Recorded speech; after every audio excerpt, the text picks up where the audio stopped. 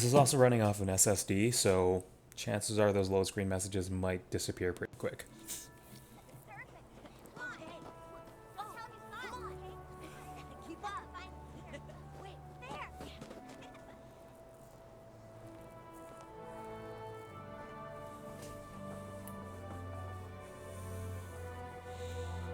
I don't normally play on camera, so I'll have to make sure I don't get stuck picking my nose for you guys.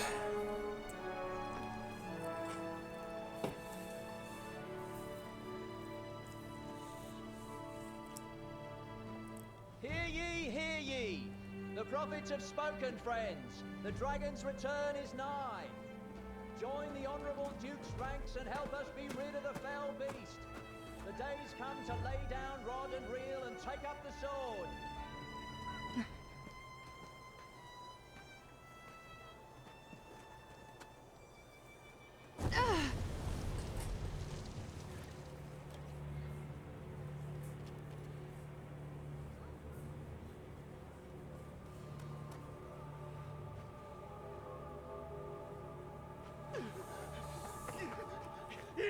It's the dragon!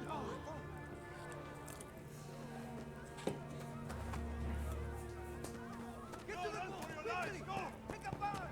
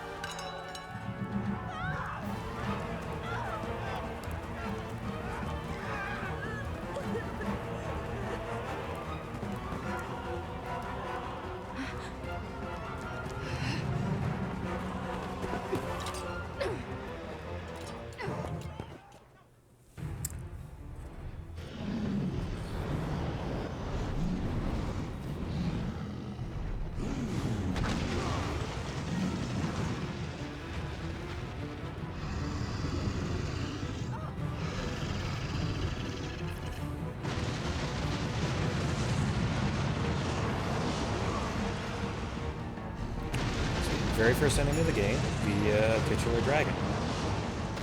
Now, this is New Game Plus, so I do have my high-level stats here. You're not really any character class right now, but you do have your sword here. As you can see, it's not very useful. Now there's, the light attacks, heavy attacks. Click in the stick to sprint. And probably one of the best parts of this game as a whole, the climbing system. Oops. Pretty much any monster. I'm struggling to think of any monster, that large-sized monster you can't climb. The game pretty much allows you to put through a dragon's wings and jump on the back, face, anything, and you get the automatic cutscene. That's yeah. So you can climb on pretty much any monster here. And yeah.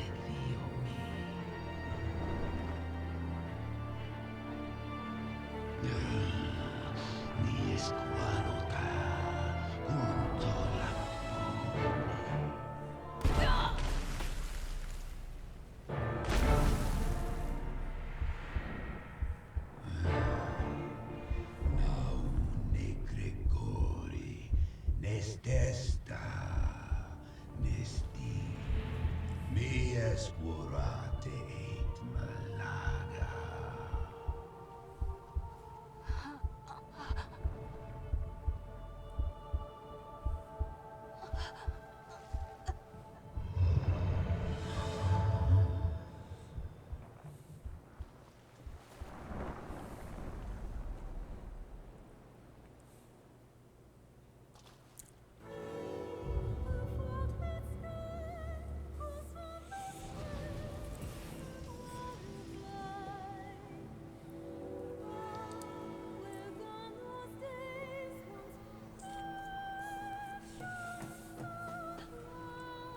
Considering how rarely I actually watch these cutscenes, it's Help me! She's still alive! opening some old memories from this. I played the game when it came to Dark Arisen on consoles back in 2013. Watched the cutscenes then, and pretty much any time I played it since then, I've just been skipping the cutscenes.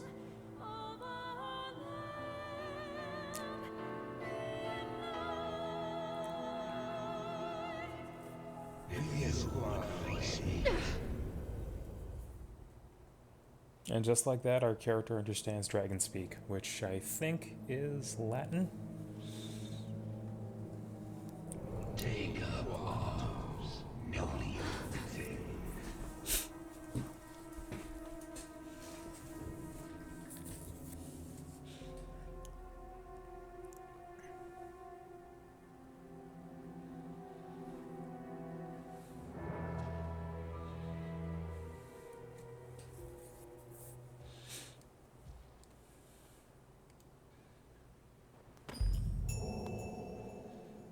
And so, back we are to it. We technically don't have any class and no weapons right now, so can't really do much here, but we get a chance to choose. Now, even if you are playing a New Game Plus or a hard mode replay, you only have access to the basic 3 classes here. Or vocation, as they refer to here. As you can see on the rank pips there, I've already maxed out all 3 of the basic ones. But so you got your fighter type, sword and shield, pretty standard. Strider, which is a dual dagger plus short bow and arrow. Does introduce some pretty interesting mechanics for what you can do there. Plus has one of the double jump. And mage, which is pretty much the buff bot, heal bot with some magic attacks. I don't really play mage that much now because pretty much anything you can do with a mage, apart from heal, which isn't really much of a big deal once you start getting healing items, you can pretty much do with the upgraded class. So you can see these are the different colors there too. Red for fighter types, green for strider types, and blue for mage types. We'll start with mage just because I'm going to try and show off as many of the classes as I can, and I'll use this when it matters the least. So, we got the basic staff here. Light attack, shoots little bolts. Heavy attack, swings the stick. It's carried over some of the spells that I had before. I'll do this when I'm not running a chance of hitting NPCs. And cutscene again. You say it's left a glowing scar? Yes, the wound has closed, and it seems the worst has passed, but her heart lies silent. If you would face me. You are sure of this? Yes, Ill magic, the work of some curse. The whole world's already gone mad for fear of this dragon. Won't no good come of this? I must go see to the others, Kina. Tell me if aught changes here. all right.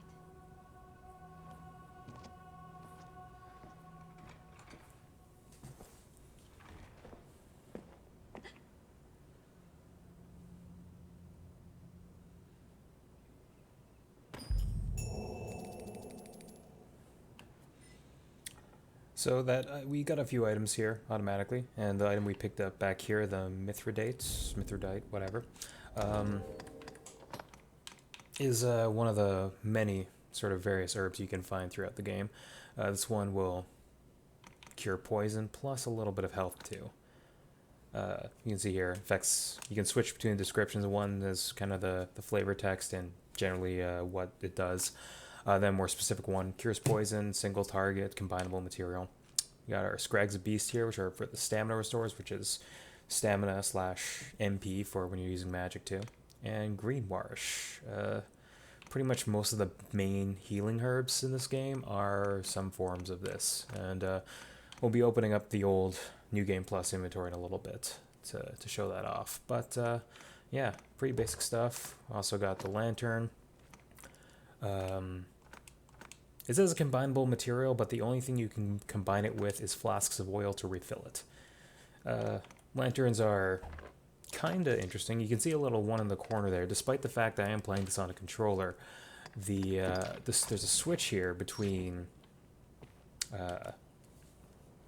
you can switch between the mouse and keyboard or controllers anywhere you want. And one of the advantages is with the keyboard, you do have access to hotkeys. So I have the lantern hotkey to 1 that lets me equip and unequip it. And here we are in Casardis, which I almost forgot the name of, which I'm very glad they put the title card up there. So what's generally progression of the game here, you've got the sort of beach-faring town. One thing that definitely sort of sets this apart from, you know, similar games, if you're, you know, a lot of people compare it to the Souls games and such, which kind of has some comparison to that, but the big thing is there's some really great, you know, platforming and traversal you can get here. As the mage class, one of the things you can unlock is that levitate ability. It's one of the double jumps. You jump, hit jump again and hold it, and you float. It's the best option you get for horizontal traversal. There's another option for vertical traversal, but I'll go into that later. You see here's the bird's nest. Doesn't really interact with here, but when you hold down the triggers, or I guess I think I switched the defaults to this, but you can charge up your spells. Click in the left stick, or again, I don't have the mouse controls on hand because I don't often use them. You can aim this manually, or when there are enemies around, it will auto-target. But you can do things like high angle is the basic fireball, high brawn tide is this lightning whip type thing, where yeah, you can do all sorts of fun stuff like that.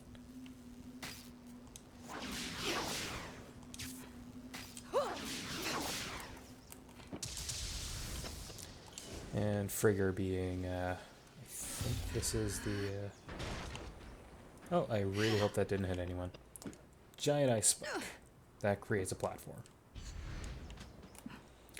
So you see in the lower left there, we got our mini-map that has pretty much where the red circle there was where, you know, quest targets goes. Little item here is for one of the shops. The inn here. And you see this character here has question mark over the head. That's the basic, hey, quest, I'd craft dressings for I the have quests to wounded, give hello the makings. type stuff. If only I'd known, cause I need a favour. Can you fetch the flowers I need from outside the village? I need more of the one you see there, and one other sort besides. The more you can find, the better. So that's sort of the first side quest the game gives you. Hitting start or escape will bring up this menu where you can, you know, change your equipment. History is sort of just your general log of what's going on. It goes back into the previous game as well. You know, your map, status, general options, and a quest. So you got your completed quests here. Newly arisen, took up arms, exit the room, quest reward received. Those are just the basic story quests. We don't actually have a story quest lined up right now, but just this one side quest for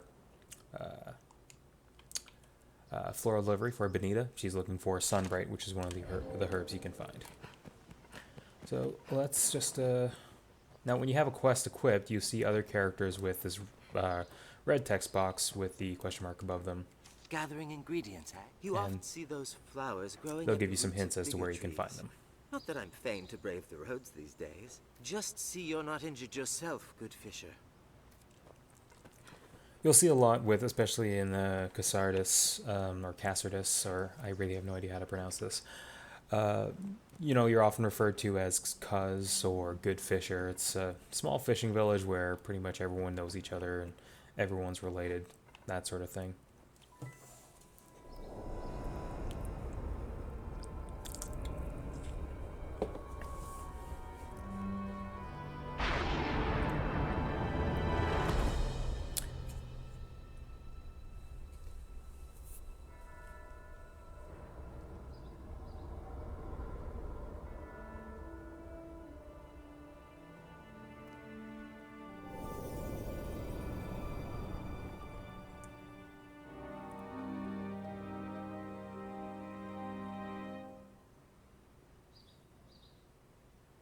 That man you were speaking with, he's of the Pawn Legion. They come from some unknown place, just appear without a warning. They're not human, quite. They look the part, sure enough, but they lack the will, the spark, what drives us. They have no capacity to feel nor act alone, so they live as sellswords. Myrmidons, they're called. There's an encampment west of the village where men gather to face the dragon. I'd wager a fair number of his kind will be there as well. Why don't you take him? Might be you learn aught of why he came to you in the first place. So we have our first pawn. Rook here is one of the you always get this pawn when you start the game. He's one of the built-in ones that he's always a mage. He's always the same look, same skills. Purchasing equipment here in Cassidus will make for a safer trip to the encampment. That's some pretty standard things to say. He's pretty much the only story relevant pawn that you will directly control yourself. There's as our friend here said, there are some differences. There's pawns that are all over the in-game world. Yeah, not quite human, but very similar to that, and the whole sort of stories, in-game lore behind pawns is pretty interesting, which might have a chance to get into later. So here we are in the inn. I'm coming here for two reasons. One, to show off the notice board here, which is where you get your basic slay X number of monsters or things like that to do that stuff. There's no problem in just accepting every single one. So you can see things here. Some enemies we haven't seen yet. But, oh hey, thank you, Sir Kodiak. If I'm sorry if I'm mispronouncing that, but thank you for the donation. Yeah, as you can see from our donation bar, we hit the $1,500 goal earlier today. And I probably should have started talking about this before, but we're a good half hour in, and no time like the present. Yeah, so this is DuckSpring, a charity stream benefiting the Transactive Gender Center in Portland. You know, providing services and support for transgender and non-gender conforming children, youth, and also their families as well. And one of the few organizations like that, I think Dennis earlier was saying this was the only one in the United States. I myself am Canadian, but even still, a lot of these things kind of fly under the radar for how common knowledge it can be. So it's a great service out there, and I'm proud to be supporting here. So here we are. Yeah, 15.59.32. I have no idea where that 32 cents came from, but all right. So yeah, back to the quest here. You see things: defeat 25 Saurians, slay rabbits, mice, goblins, bandits, the story quest here, make for the encampment, and back to the side quest there. Talking to the inn. Oh, Benita has you picking flowers for her. Pray, just be cautious, cousin. The monsters grow bolder by night. If you must leave the village, go prepared. I do not fancy the thought of you going off on your own, but I trust in your judgment. If you come by the inn, you can always rest until the hour you wish to set out. In any case, take care. What can I do you for? So Pablos here does give you a pretty good information about the inn, that when you do rest, you can choose to stay until morning or until nightfall. Take care now. Now, there's no real need for me to be resting right now. That little chime you heard is the fact that I've maxed out his affection with him from previous playthroughs, just because he offers a quest that I repeated a few times, so he loves us. And yeah, so at the inn, you can rest or manage your stored items. Deposit what you have, withdraw. It's also where you can combine stuff.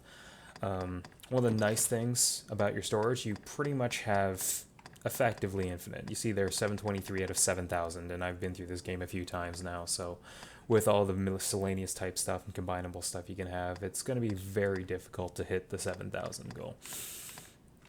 So yeah, it's a little overwhelming to see this at the start.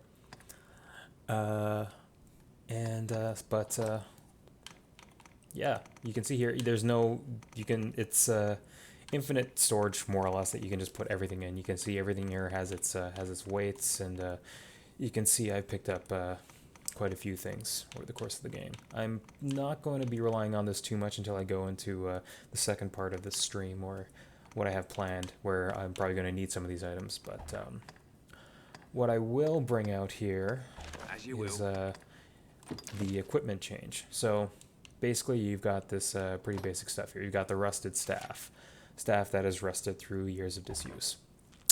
The mage can use pretty much just regular staves. There's two types of staves, regular staves and arch staves. What you'll see here is some of the special ones that I have.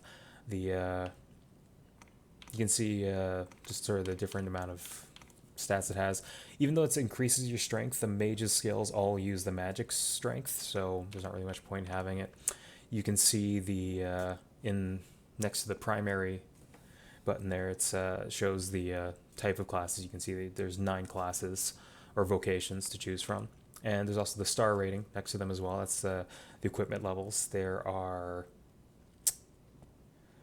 4 normal levels and 3 sort of special levels of equipment that you can upgrade throughout the game, generally through a blacksmith, but the second level has some special stuff to go into. So I don't care too much for balance, so I'm just going to take the strongest weapon I have, and see, some of the stuff I have saved in storage here is, we'll have some things for Fashion's Dogma, as it were. The Jester's Cap, which is absolutely the best cap in the game, but a lot of this is end-level equipment without anything too crazy here.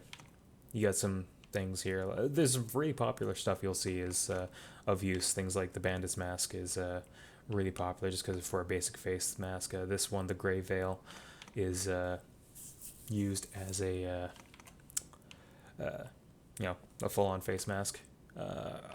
Adept's Hat, if you want to be like a mini Big Hat Logan. Different veil, the Carrion Veil. You can see there's that red sort of dragon symbol. That's the next sort of level upgrade. And we also have these masks that are different colors named after various sort of classical heroes. So apparently in this world, Beowulf and St. George are actual things. We will go with Mistletoe Circlet, so we can be a beautiful unicorn. There's 2 types of sort of armor for chest and for legs. There's the clothing category and the armor category. And then there's some special sets that can count as both. You can see here the Fisherman's Tatters. That's what we were wearing when we got our heart torn out. And this one, we don't have any clothing equipped, but we do have armor equipped. So some of the clothing we can get... excuse me. Some of the stuff I still have from very early in the game, things like the bandages, where you can see how it's equipping under the shirt there. Kasardi Shrift, Noblewoman's Corset. Let's have a very specific one I think I was wearing, but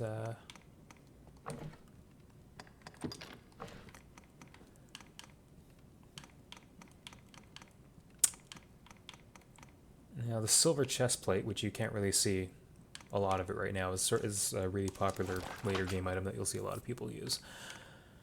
In terms of armor, this also shows off the clothing a bit more. This golden belt, which is pretty much a wrestling belt.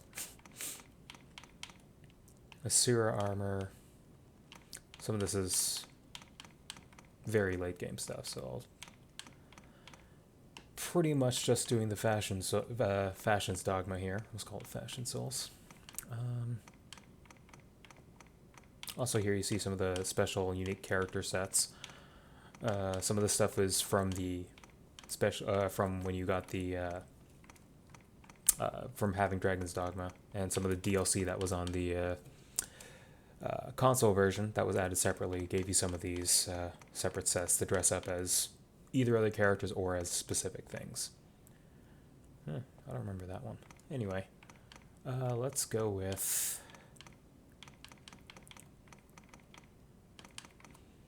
the Crimson Robe. Arms just has, you know, gloves or greaves or gauntlets.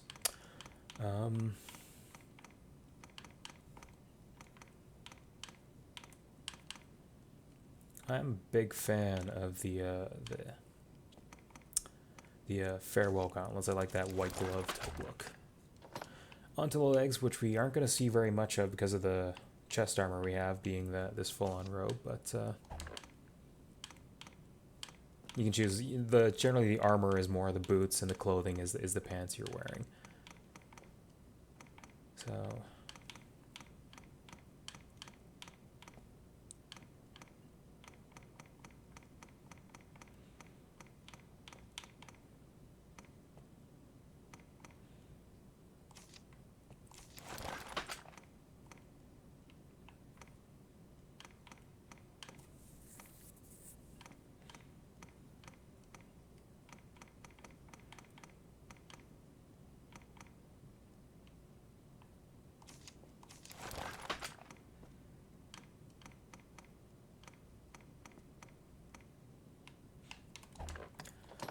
Cloaks for all sorts of fun stuff.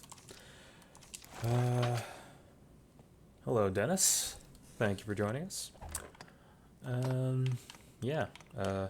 So rings is where you get into some different type stuff with a lot of different options. You got these ones of different gemstones, which offer, you know, elemental resists or debilitation resists. You can see there, because I have some pretty high level armor on, it's going to be some pretty high in a lot of them. A lot of these ones tend to be the elemental ones, the gemstone ones, and then you got the X earring, which tends to be the ones for statuses. There's some very unique ones like the Vandal's ring improves the damage of a throwing type item you can get. Bloody Knuckle, which actually gives you an option for fighting barehanded. But the main thing I'm going for here are these special class rings. What it does is, you can see there are 3 different levels of each ability you have. The first 2 tend to be what you can normally unlock, whereas the third one can only be unlocked through a ring. This is actually equipping the character. So I've already created the character, but this is just the loadout, I guess. So some of these things are only pretty much any class can equip them, even though they may not be able to take advantage of the skills they're in. Excuse me. Energy drinks give me a little burpee. So with the Staff Bearer's Ring, that's relevant to us here. Gives us an upgrade to the Ingle spell. And I'm just going to reorganize these to make sure they're set here. And just for the sake of... I have so many of these I don't even keep track of which ones I actually have. This one here for Brontide and Frigger, which are the two spells I also showed off earlier. So this is As you will. basically this is our setup. We've got our mage, our pretty mage setup. So normally you'd be able to have with each trigger you can select different spells that correspond to the face button. Normally we'd have the other ones, but we can't set our skills yet. That's normally something you'd be able to do as you go on. So let's head out of town with Rook here. Yeah, a lot of inventory management. To the encampment. This path That should will see us there. change. I'll try and cut out as much of that as possible later on, because there's just quite a fair bit to get through. Damn beast! Here we are, introduced to Reynard. Shall we lend a hand? Goblin! Fight or flee? I can ineffectually just slap at these guys Take my with fire! your staff here. You can zap them a bit, or let's Goblins hate fire! get some heavy-duty spellcasting on. Launching some fireballs. See the rabbit there as part of the, just general atmosphere, but you can still auto-target them to attack them. And they drop things like rapid pelts. All sorts of enemies drop all these things like saps and pelts. They give you very, very in-depth crafting system in the game. I'm called Reynard, a traveling salesman, though those damnable beasts ruined my wares. But thanks to you, it was only wares I lost. I'll consider it a bargain. You have my thanks.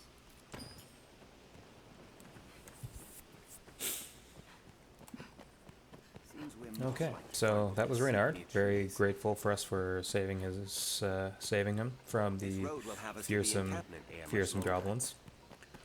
Gonna be kind of speeding through this first part. Now that we've gone through all the inventory management stuff, gonna skip pretty much. Try and get through to Grand Soren as quickly as possible. Maybe a side quest here or there, but here we are, the encampment. Also a pretty important location for the game here. To my knowledge, stone, if memory serves. Here's one of the examples you'll see of pawns that are just showing up in the world that you can talk to. Hello. Even though, lovely name, even though we can't actually do anything with them yet. They actually give you a hint of to advance the plot here. One thing I didn't mention yet either is that pretty much almost every NPC you see in the game actually has a unique name. So these are just guards that are walking around, but they all have their own name, like Georg or Armin or Wesley here.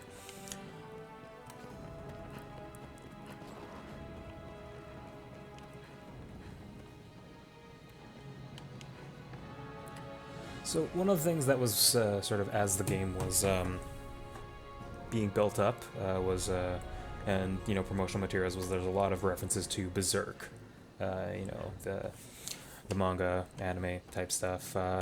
They've covered it on Bonfireside Chat before.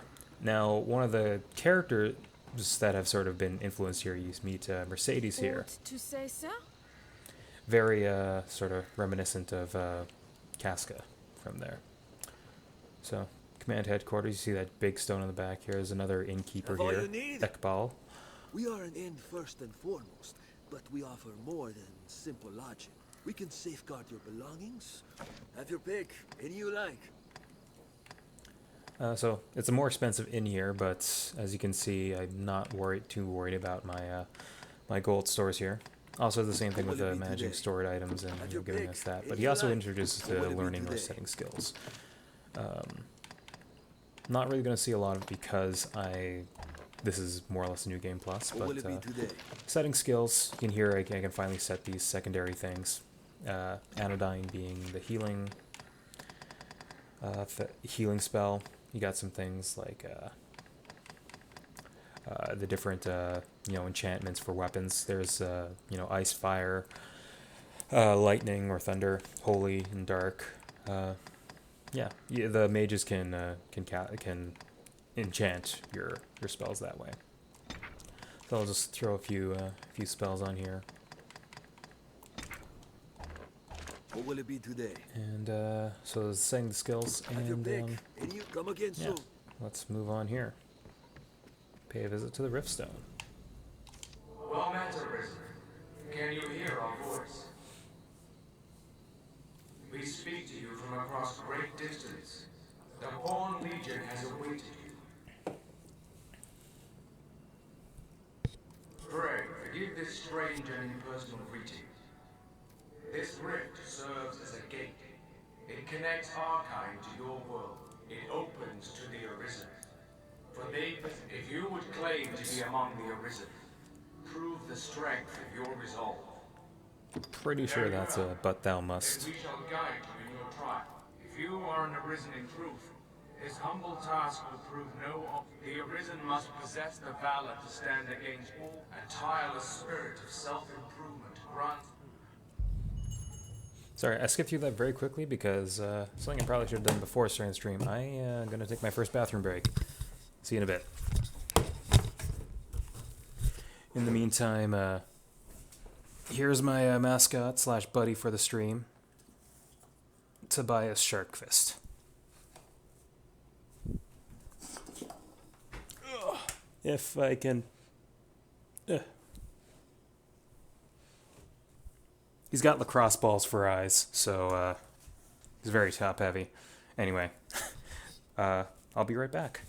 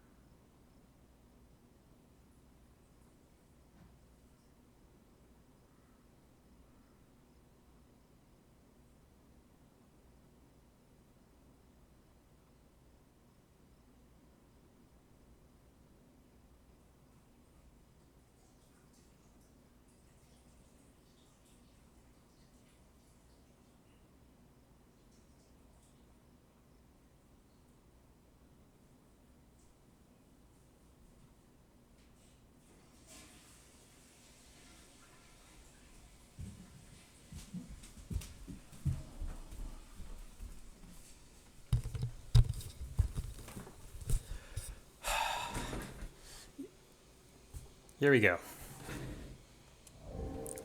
Alright, so yeah. General quest log, search the area. It's not like you have to go very far though, because, you know, you step outside here. Strange power emanates from within. And The beast comes! Hurry! everyone's going nuts for this beast. Big old beast. What could it be? See another notice board here. I'll just pay it a quick visit.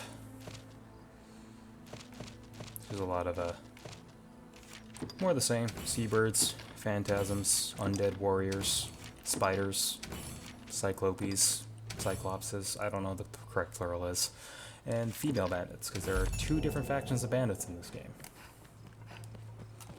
Anyway, out we go.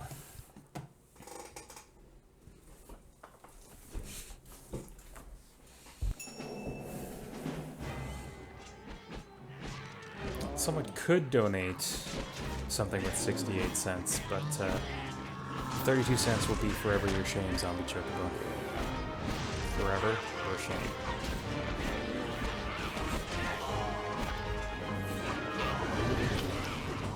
Say hello to Cyclops.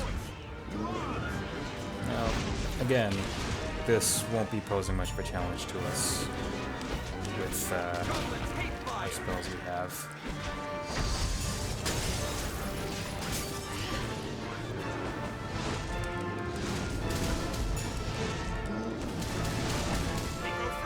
Now, mages aren't normally the type of character to do this sort of thing, but even mages can cling to Cyclops butts. Although the swinging is making it very hard to stay attached.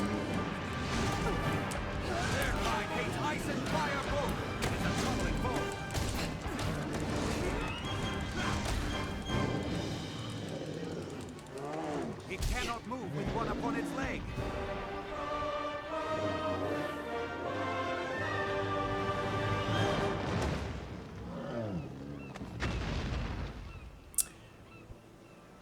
That's those music changes are pretty much in most of these large-scale encounters. There's some dynamic changes with that victory music or tide has changed music, very similar to Shadow of the Colossus, which is a very I'll heal your wounds. very welcome comparison.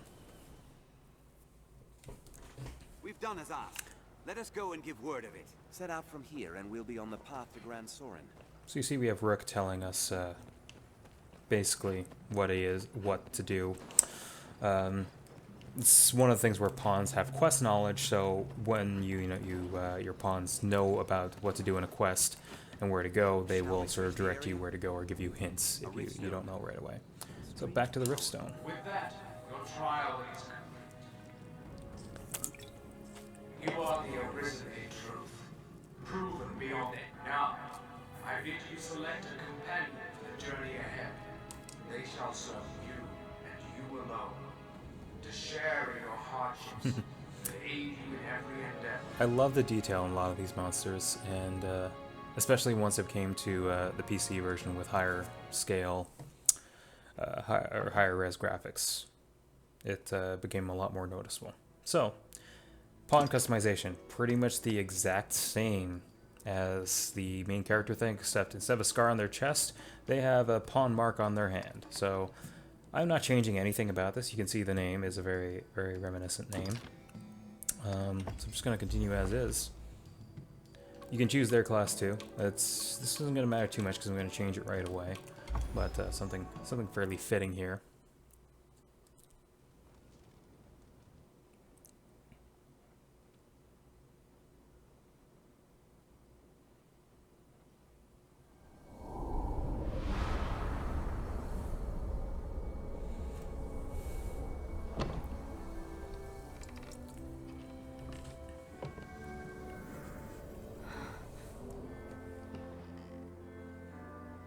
Our fealty is sworn to you, Arisen. From this day, the Legion's men called pawns live and die by your command.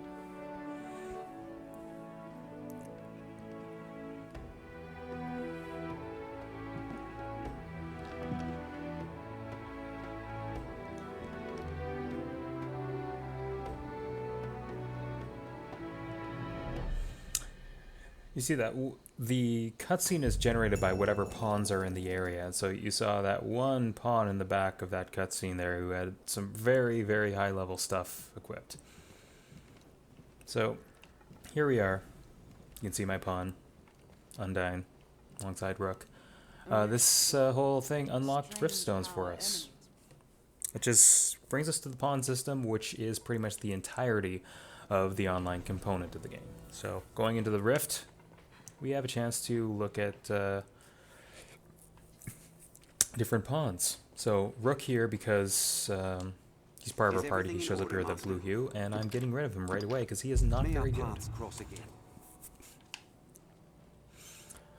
What basically shows up here are the highest ranked people on the friends list that show up. You can see people are pretty creative with some of these. And you see a second Undyne here, which is that's actually Everdread. For all the other Undertale fans out there, Everdread was the one who made who did one of the neutral run boss fight art and various other art like that. So you have access to the ones here. Our pawn doesn't show up here because that pawn is always with us.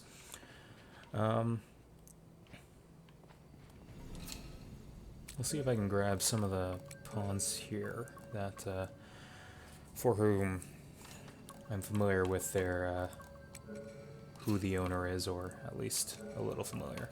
So you can go by general level, people you summoned in the past, people that have summoned your pawn. And let's bring up people on the friends list. So now, friend of the show Sam Bear has one in here, so I'll bring him in.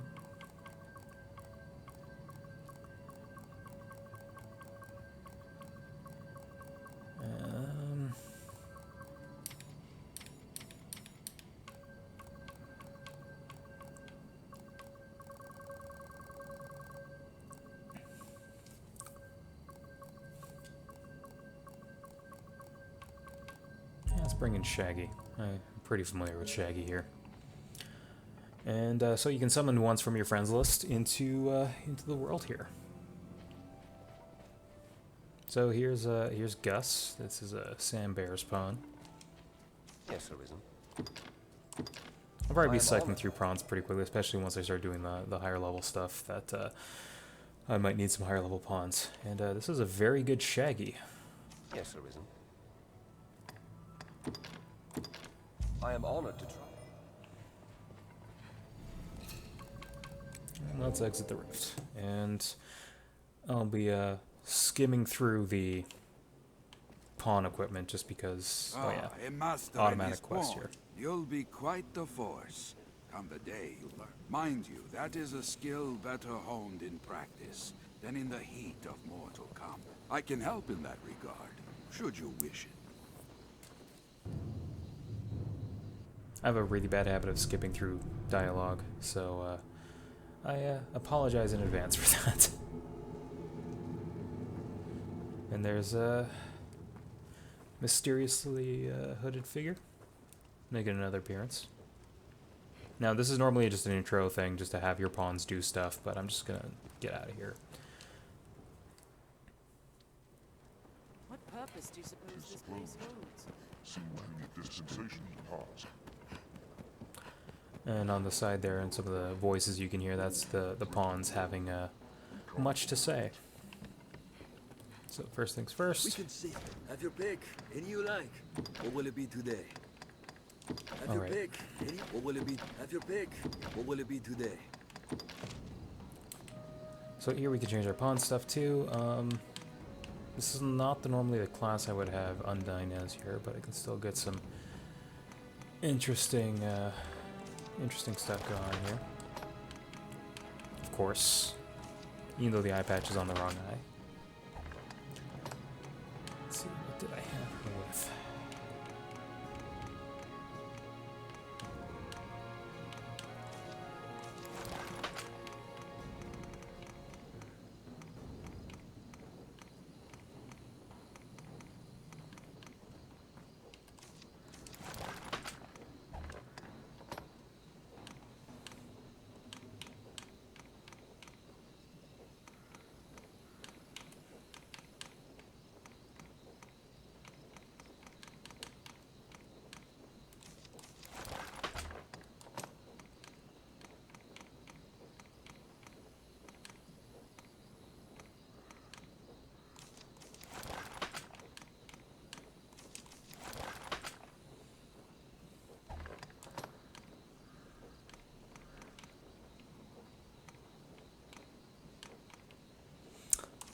There, much more fitting of Undyne.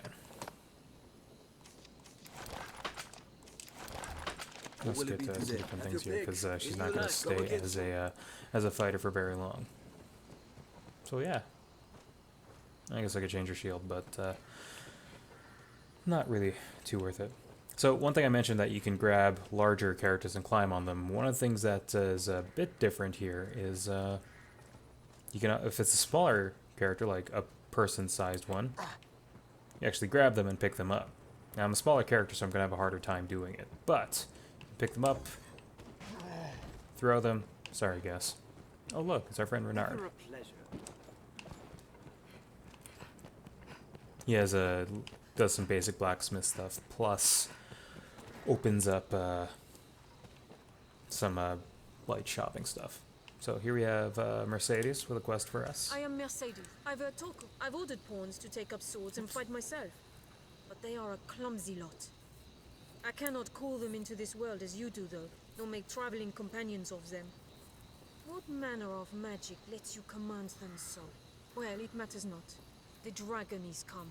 I'll welcome any help, be it pawn, artisan, farmer, or fishwife. Make use of the encampment as you please. So we pretty much get a free in-stay here to advance the quest and the main quest and all that. So here we go.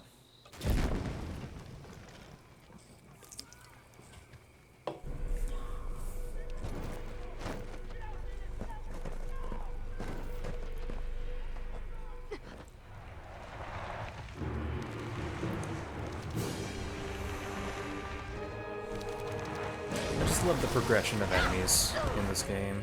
You know, even if you ignore the dragon in the opening, you got you start with goblins, maybe some rabbits on the side.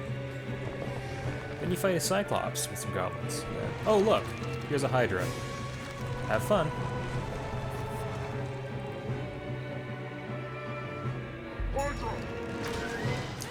Also, because I have high level pawns, this may not last very long. And you can see by the number of health bars they have. It's a fairly high level enemy with a lot of health, but this is a story battle that ends as soon as you damage a head enough to lop it off.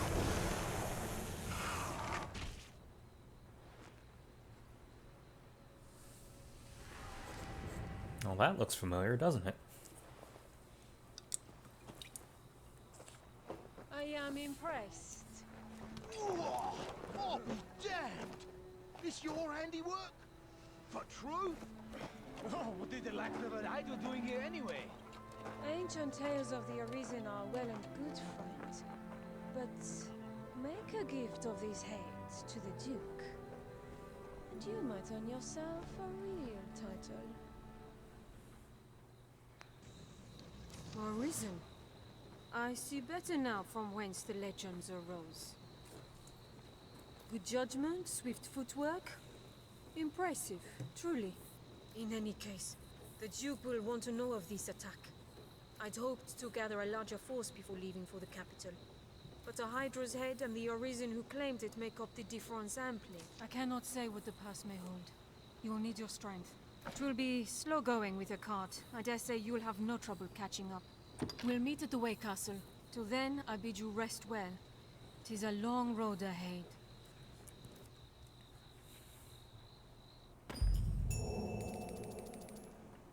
So you see these red question marks above the characters. They will. This is information, a sign that they have information to give you to move forward. Flying monsters plague the path to Grand Soren. Flying monsters plague the path to Grand Soren. Mostly the same stuff. The encampment was a humble enough place before the attack. Yeah, let's just speed things along here because I want to show off the rest of the content here. This is a very long game, especially if you take time to do all the side quests and explore. There's actually a decent amount of stuff to explore in this world. I saw it from my spot at the post. What, it's been dispatched then? Thank the maid. Hold a moment. Is Kina not with you? She was said to lead the village in search of art for your wounds. I thought you accompanied her. These are dark times for a girl alone in the wilds. Any idea where she might be off to? That gives you a hint as to a side quest that is notorious for being easy to miss. But we're gonna miss it. You see a little blue mark there. That's for the Dark Arisen content, which we'll be seeing in a short little bit here. But just to make sure we've got this red one set up correctly. It's still pointing us to flower delivery.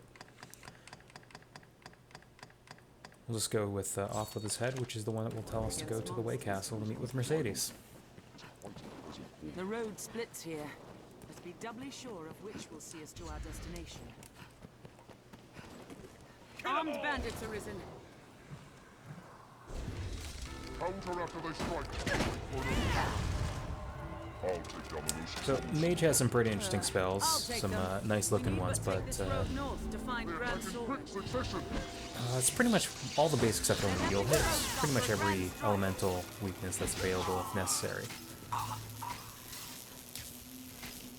But, you know, they're pretty standard spells, nothing too crazy. I still like that lightning whip. This is one of the gather spots. Things like... You see a lot of the pawns will automatically do the same thing you're doing as well. Thank you for that, Gus. Well clear of those fangs.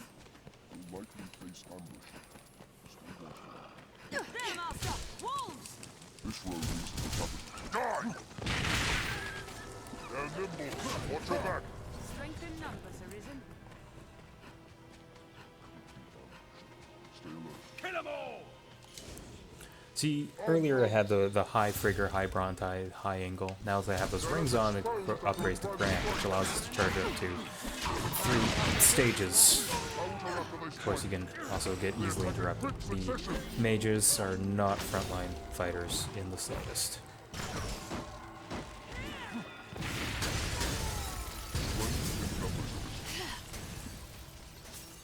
only hope you survive the next encounter.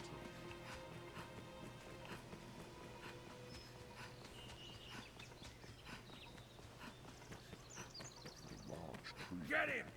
A sorcerer, Master.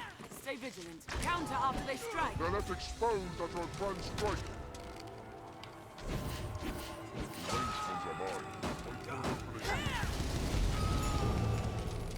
Here you can see we just completed a quest from the notice board automatically. It also gives quest reward. All that stuff goes right to your inventory, so you don't have to turn it in. At least the notice board ones for the most part, which is nice. It means you don't have to do a lot of backtracking. There's a quest board in Grand Sword where you do actually have to deliver things, but that's the exception as opposed to the rule, which is nice. It's difficult to walk such a narrow path. Also, you can see some of this. The Annulled Stilettos, it's one of the specialty weapons. It's for the Striders or any dagger using class that lets you use, it allows you to inflict status effects. There's the rusty ones, there's the oil ones, there's the golden ones. They all have their own unique effects that were part of the DLC that was added to from the Dark Arisen content. The stone makes a regrettably effective This here's a port crystal, Follow this which we road can't north use and we'll just hit yet, because we Grand need Soren. to get a bit further. You made it. Good. We make for the capital, men. Like as not, the cart will draw beasts along the way. But fear not. We walk with the Arisen, slayer of hydras. Yeah, this is a story thing you actually need to do to open this up to continue to the next part of the world. Let us go! Now, this is a escort quest, not a very quick one, but it is pretty important. But one thing you can do is, because you're escorting this cart here with the ox, you do have the option to interact with the ox by kicking it to speed it along and make it run over your friends. But it does do damage. You can see on the blue health bar there, which is Don't let them get at the cart. Careful, a goblin. Not always the best thing. They walk the roads open with the head. Take no chances, men. Cut them down on sight. What's that? This looks interesting. Since I am a mage, though, I do have the Anodyne spell, which allows me to heal, which means I'm gonna have a fun time speeding along this cart. Healing is it creates just a general aura of healing magic. Nothing too it doesn't follow you. You can target it on an ally or on an NPC, but it will just be wherever it's cast is where the spell will land. We have triumphed. Beware when the creature dies. It seems we've won. And that's what happens when you stand in front of the cart that you kick to speed up. The pass is treacherous, Master. Watch your head. Harpies will snap you and beware when the creature dies.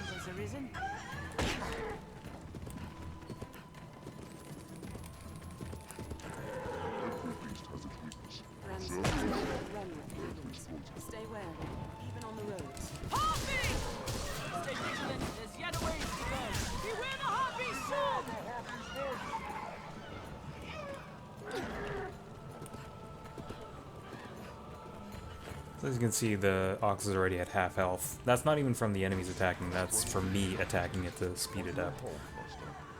There, Master! Wolves! Fortunately, it's slow enough that it gets some decent healing on its own. Watch your back. Never forget. Constant vigilance. Strength in numbers, Arisen.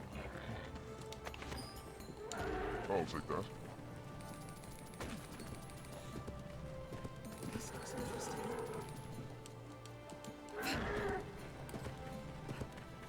Keep watch for falling rocks on the path ahead, Captain. It's hard to see. Pretty sure those arrows are ours. Either Gus's or Shaggy's. Airmaster Harpies! Beware the Harpies! Beware the Harpy sword! Strike it with an alliance! We have triumphed. So this isn't the greatest part of the game, especially on subsequent playthroughs, because it is forcing you to go through, you know, deal with an escort quest. And oh, thank you, Undyne.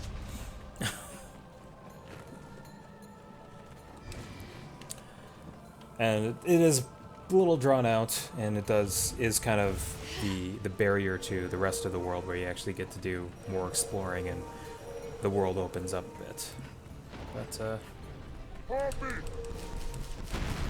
does give you some introduction to different enemy types, like the harpies, more of the wolves attacking you.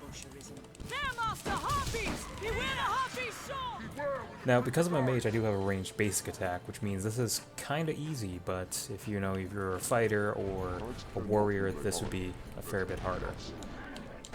More herbs. You'd have to wait for them to come down, or have one of your party members attack them, or hold them down for you to have a chance to attack them. So that's why one of the other reasons I went with mage to start, just to show off some of the basic stuff with these enemies.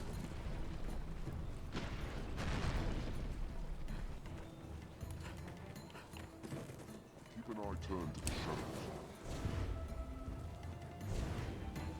You can see some of the harpies here beforehand. They haven't quite activated yet.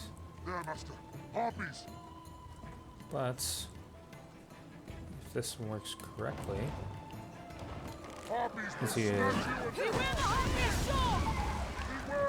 it's a little fast, but basically you can auto-lock onto several of them before you cast a spell, and it will target each one individually, especially if you have multiple attacks like that. The different level of charge will determine how many fireballs you'll send out. So the level 1 will just send out a single one, but level 3 sends out a disgusting amount. That draws them? We cannot turn back. Stand strong and press onward. Tis treacherously steep.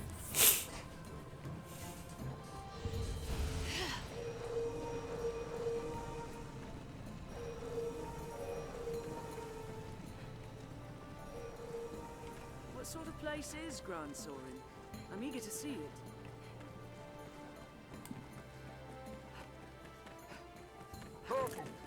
We must take The spawn-in rates are still kind of locked to some of the things you would see from the console version, so you see a lot of pop-in like that. You see the explosive barrels around you can pick up and throw at the enemies. That's one way of dealing some damage to them. You see the gates here closed. Open the gates. Cutscene again.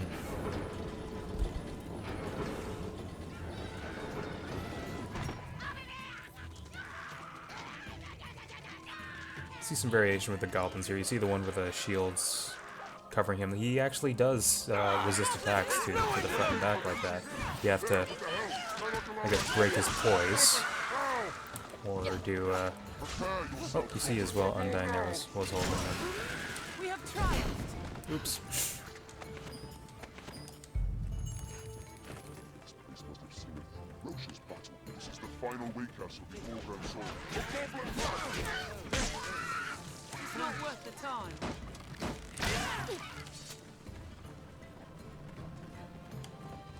We're not far now, men.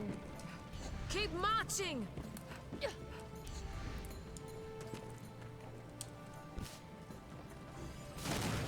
one thing I also forgot to show off is if you hold one of the upgraded skills you have for the staff users is by holding down the light attack button, you see these little orbs start floating around there. Basically, without any enchantment, it's like a light sort of shotgun type thing. We've come this far safely. Stay See here, vigilant it till will we're in Grand Soren's gates, men. fire out several shots like that at once. I forget if there's a similar with the heavy attack. If you hold down that, it creates these sort of options, I guess, that float around you. Now, if you have I was in a wonderful example of planning ahead. I didn't take any weapon enchantments skills, but different enchantments will give you different attacks here. So now we've got these floating orbs, or pad. They will also attack any enemy that comes close enough right away.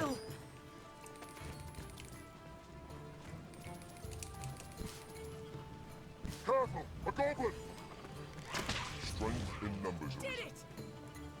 It seems we've won. Goblin! There ahead! Grand Soren is in sight! We are nearly there, men.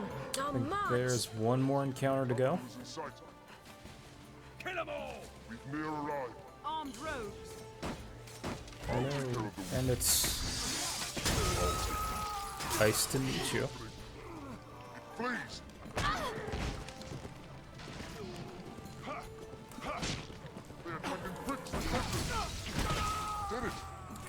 So here we see the outside of Grand Soren. It's pretty decently sized. With the high walls and that sort of architecture, you get a lot of you do see more of that sort of art inspired from Berserk in here as well. A lot of what you can actually see here, like, is a sort of attainable area you can actually go to. And all sorts of fun platforming things around here too. Later on in the game, once more monsters have been introduced, there's going to be some things that actually start more open world things that can start happening, like things like griffins and cockatrices, things like that. They start showing up more in the open world, and with wide open spaces like this, you actually have a chance for some pretty interesting encounters. An imposing structure afore it fell, I'm And sure. I'll give you one more kick. And by extension, me one more kick. You can see here, like on my health, the 1660 is and slowly increasing. Part of that is, I think, some of the equipment I have on. The yellow bar there is the actual health and equivalent to the number. The gray bar there is what would be healed from spells, and the blank one there can only be healed through items or from this slow regeneration. Now, there's a tradition for entering Grand Soren. There's a very specific way to pass through the gates. One more kick, almost kill myself, and we'll show it off this way. There is one and only one correct way to finish this quest. If I can pull it off.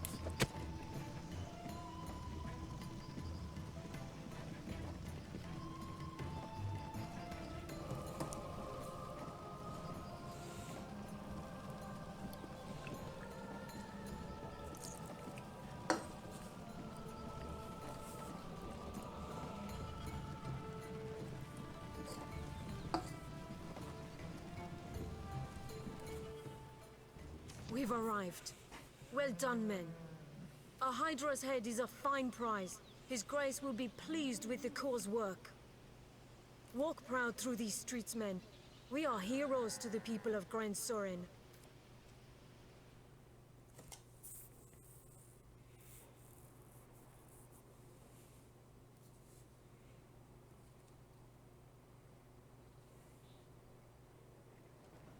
I'll make for the castle directly to offer my report to His Grace. I'll have word sent for you, friend. Pray, sojourn in the capital a while. To the castle, men! Step lively!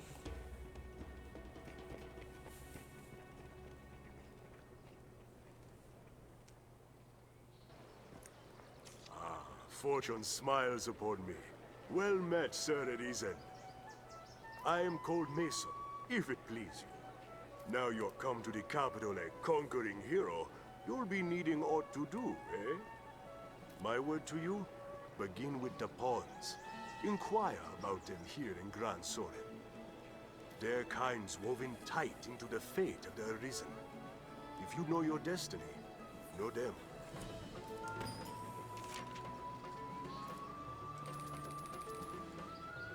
Oh. As you can see, that giant cancelled means that there's some quests that are no longer available now. Here is Grand Soren. So, you know, the basic area of where you'll see the majority of the stuff that happens in the game. It's kind of it is your main hub.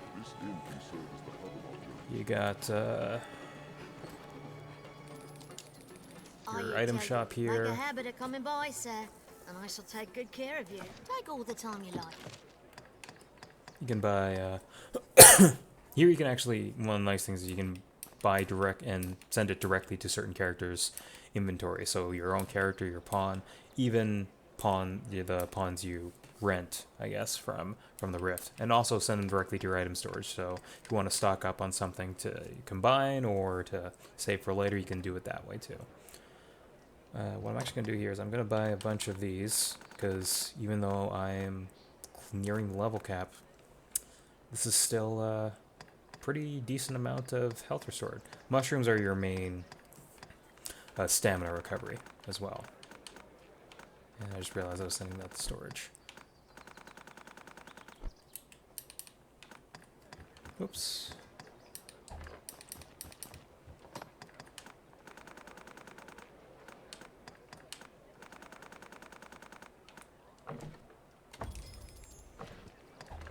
Take all that's do come and...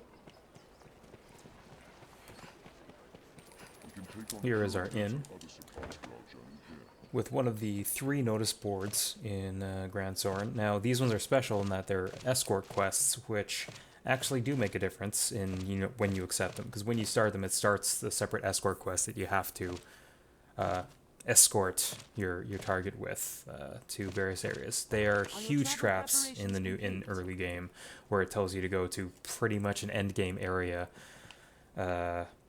right from the start, from literally one end of the map to the other. So you can safely ignore them. You can safely ignore all of them. There's some for early game which gives you some pretty decent equipment, but for the most part, they're nothing special. Men of the Corps speak of? Plainer air than I'd expected. Forgive me. I spoke poorly. I simply imagined the sort of figure pulled right from legend. Pray, allow me to begin anew. I am Asalam, and this is my inn, though we deal in a number of trades here. I hope this is the first of many visits, sir. I am... Oh, you wish to learn of the Pawn Legion? Then the shortest path to the answers you seek leads west from here. There you'll find Grand Soren's Pawn Guild. It is a gathering place for their kind. Just tell the sentries you have business with the guild. They'll let you past. Have your pick. Actually, visiting the inn here is part of the story critical path, where you have to talk to him to tell him how to get past the guard, for him to tell you how to get past the guards to move on. But this is more or less as far as we're getting in the main story. From here, we're actually going to be heading all the way back to Casardis for a very special introduction to the DLC, or now it's integrated into the main game. But here we see a new option on the inn menu here, the change vocation. That allows us to actually finally change our class. So I gave a bit of a brief rundown of what the mage has. We'll switch off to something a little bit more my speed with the strider here. So daggers, bows. We're also going to change Undines here. As you can see, I've leveled her in pretty much all the physical classes, but none of the magic classes, because it's Undine. Why would you? So switch her off is a warrior. And it lets you change your equipment right from the menu here. So for our character, we have some pretty high level stuff here. The Helmbart daggers, I think, are second or third most powerful daggers in the game. Heaven's Key is was the highest before Dark Arisen. with a holy enchantment, hence why there's magic damage given to them as well as strength. Sapphire are fire enchanted, part of the Dark Arisen content, so they're a bit more powerful than that, but we'll stick with the non-enchanted version. In terms of bows, I only have one to choose from. It's, I think, the best bow in the game. It's up there, if not. Oh, I'll change the rest of our equipment. Actually, let's go with something a bit different here. Dragon Wing Circlet. Keep the silver chest piece, but we'll try something a bit more roguey.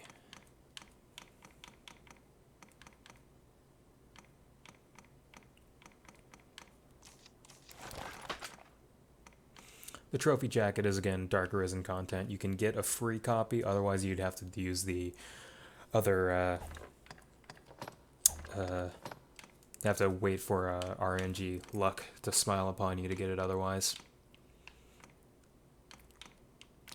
And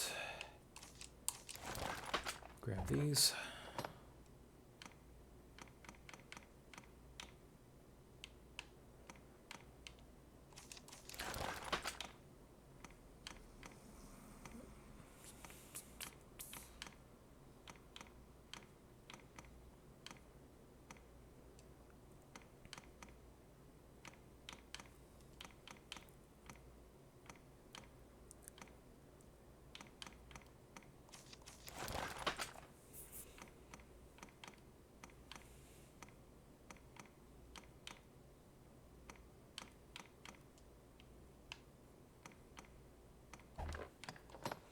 And we'll keep the same cloak.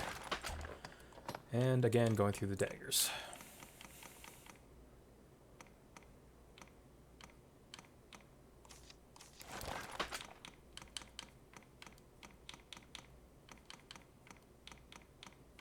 Don't actually have that many for just the Strider, but it does give us a few things we can work with. See all these different ones, Preceptor, Master Ring, they're randomly generated rings that give you bonuses to a bunch of different stats.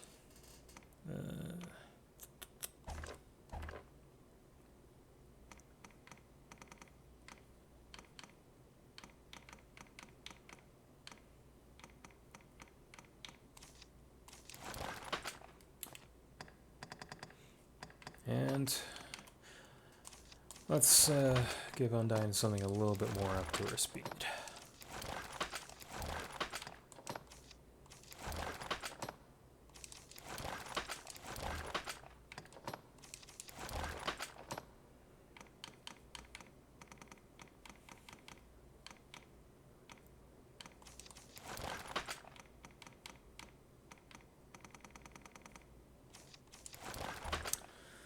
Okay.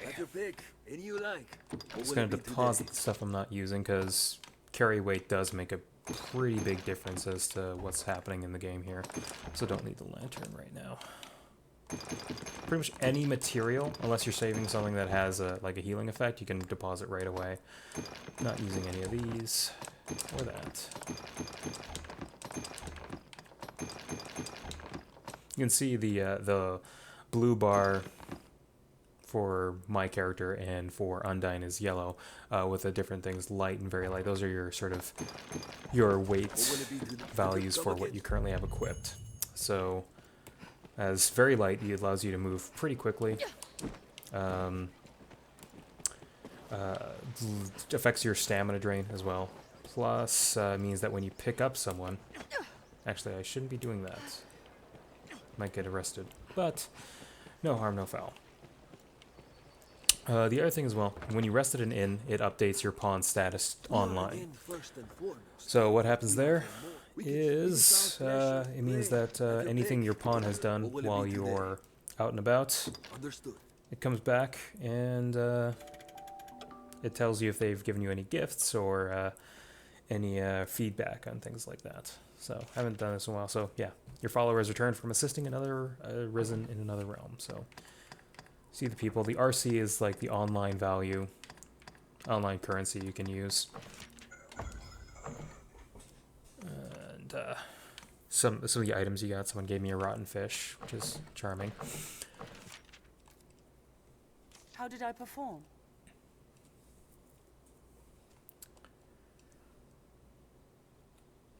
Okay, and it updates that status too, so it just has to connect to the server here.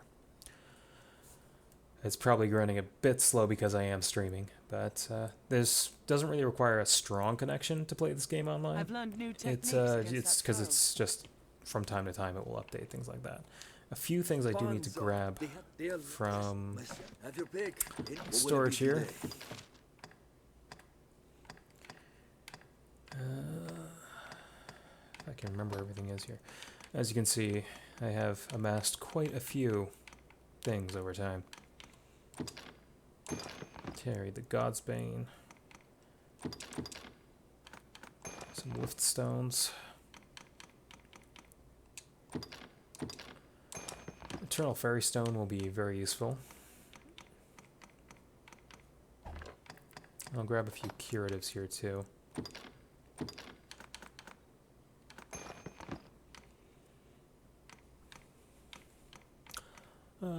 Voxpel. This is playing some Dragon's Dogma for charity here for the Transactive Gender Center in Portland. It's been going on for the whole weekend. I've been playing for about an hour and a half now.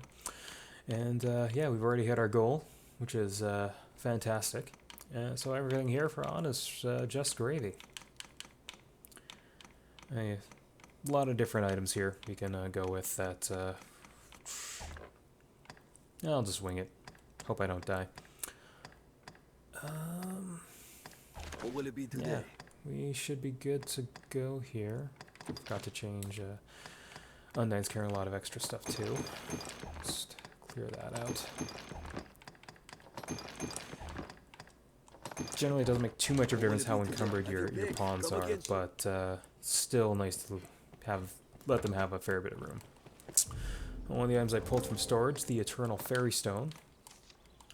The Port Crystal I showed off earlier. This is lets you teleport to any Port Crystal. There's two that are automatically in the game, no matter what. There's the Grand Sorin one and the one in Cassardus, which is where you started. Now there's a bunch of ones you can place otherwise. Now some of these are ones since I placed them in the previous game, New Game Plus carries them through for a lot of them.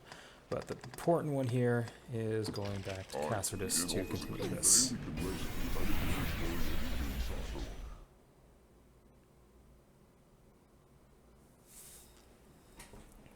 There's little use standing around here. Let us have a look at her quarters.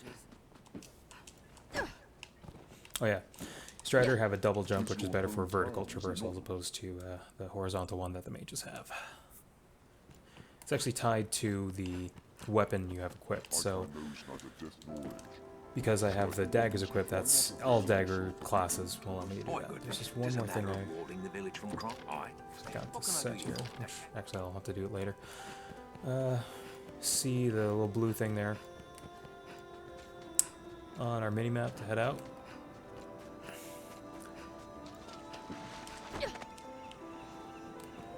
Point us here, but no one's here. Have to wait until nightfall for that. Oh yeah, there's a separate being wet status effect, which mainly affects, will douse your lantern is the main thing, unless you have a very special set of equipment. How's the day find you? How as ever, you're in eye. Truth, a skip coming. Sorry, I skipped through that, but it's not terribly important for what we're doing right now.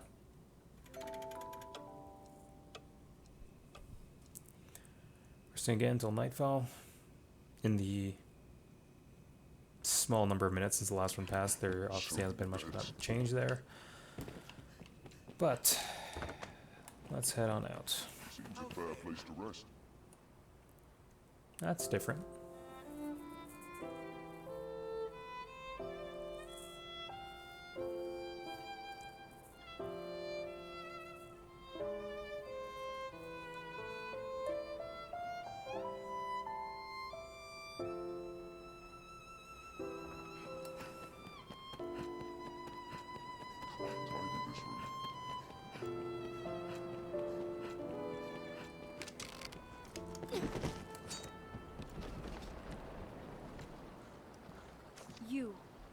can see me. Then you are one known to the dragon, bound within the eternal ring. I have dire need of the Arisen's strength. You have my eternal thanks. You speak now to a shadow of sorts. My flesh resides elsewhere. I would take you there now, if it please you.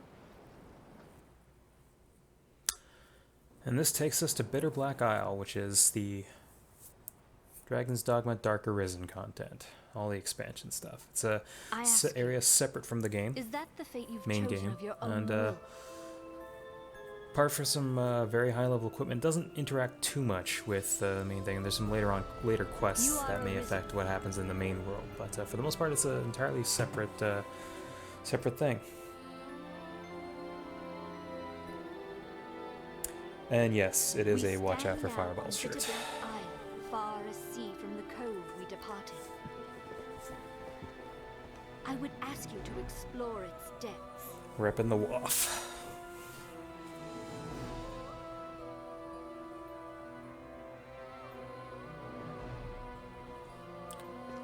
Okay, so this is our Bitter Black Isle base level type thing. We've got our resting bench as a free inn. It's a bit different in that there's no day-night cycle on this area. It kind of hard to explain how time passes here, but it's pretty much completely separate from the main game. Were it possible, I would not send you off with so meager an explanation. But I fear I myself do not know it better. My past, my aims in coming here, all of it is lost, as in a fog. All I know is that I, like you, was called here, and am bound to stay. I sensed you in the distance, and called to you for help. I knew somehow, as by instinct, that you could grant the wish of the one who dwells below. Just as I know my role here is to aid you in that pursuit. I am versed in the purif. Should you in your travels find such ensorcelled objects, pray, bring them to me. The procedure requires but a few rift crystals, and it is a service I would gladly tender. I shall aid you however I can, for therein lies my own path forward. So here we have Ulra here. She is basically all the innkeeper type stuff you'd normally have, plus this request purification. That's basically how the loot system works in Bitter Black Isle. You pick up these cursed items and come back here, and she will purify them for you. She also has this, and the main thing I forgot to do here was change which equipment I have, skills I have here. Mainly these.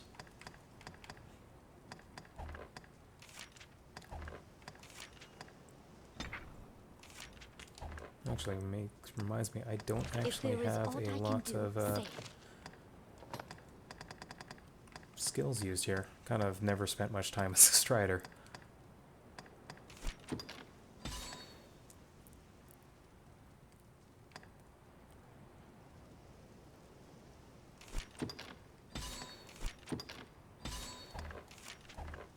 If there is aught I can do, say it. I And shall you'll aid hear you her say however that I a can. lot. Pray, take There's another notice board here specifically for Bitter Black Isle stuff. Some of it is story based, some of it is just some general stuff to try out some things. A lot of chests here. Chests in general are randomized content. Nothing really too special in some of these areas, but once you get to deeper areas in the game, there's going to be some more special items you can pick up. These guys actually haven't had much time to shine, so we'll stick with them for a bit. Riftstone is close at hand. Welcome the League to upon.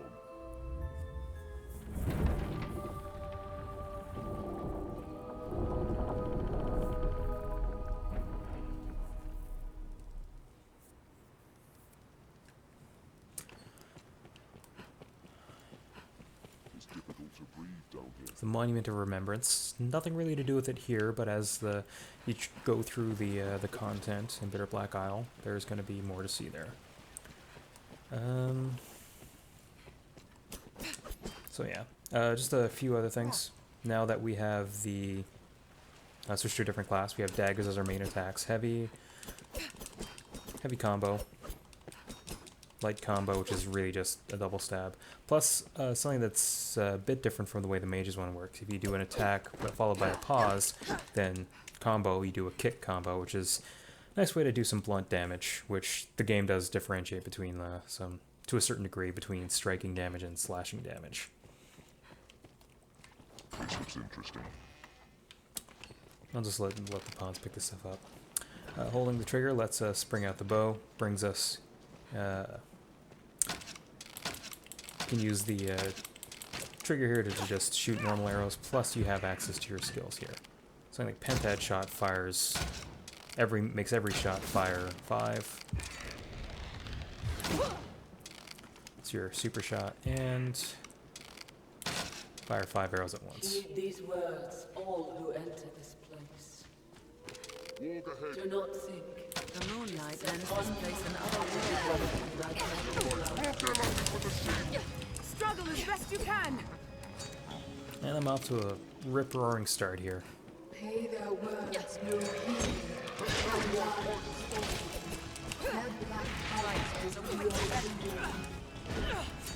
These are a bit different from the wolves we saw in the main game. They are, I forget which these ones are classified as, but they do poison damage. Weak to fire, I think. See some herbs growing in this area too.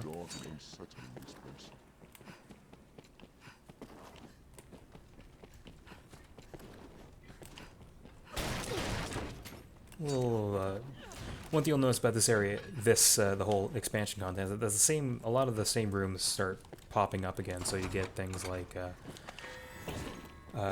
if later on you'll see rooms with the same layout, just some areas may be blocked off, or some areas may have different paths through them. So this is one of the basic ones that you'll see. Special stuff you can do here. This is pretty much otherwise inaccessible unless you're jumping around, and because there's loot here, it is something you're expected to be able to do.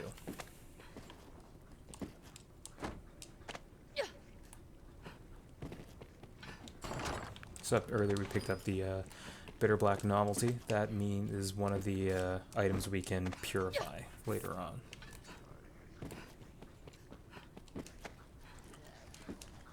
See, down here we got some goblins.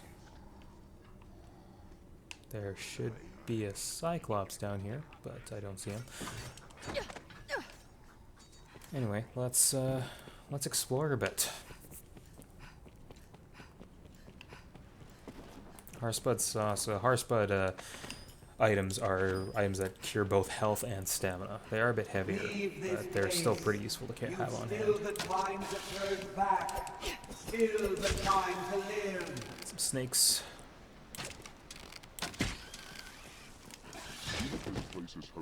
And they can poison you.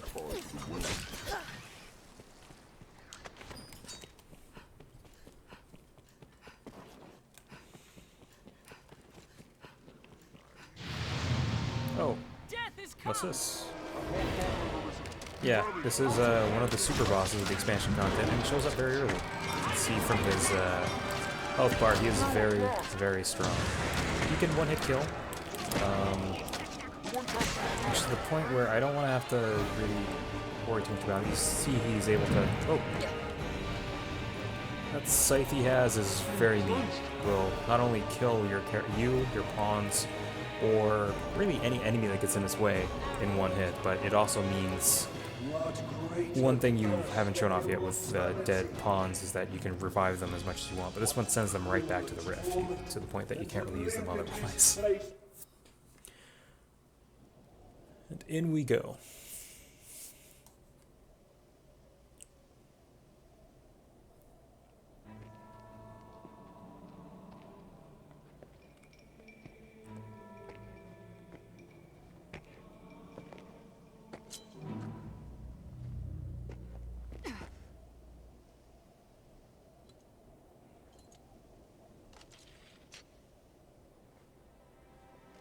Welcome, good Arisen.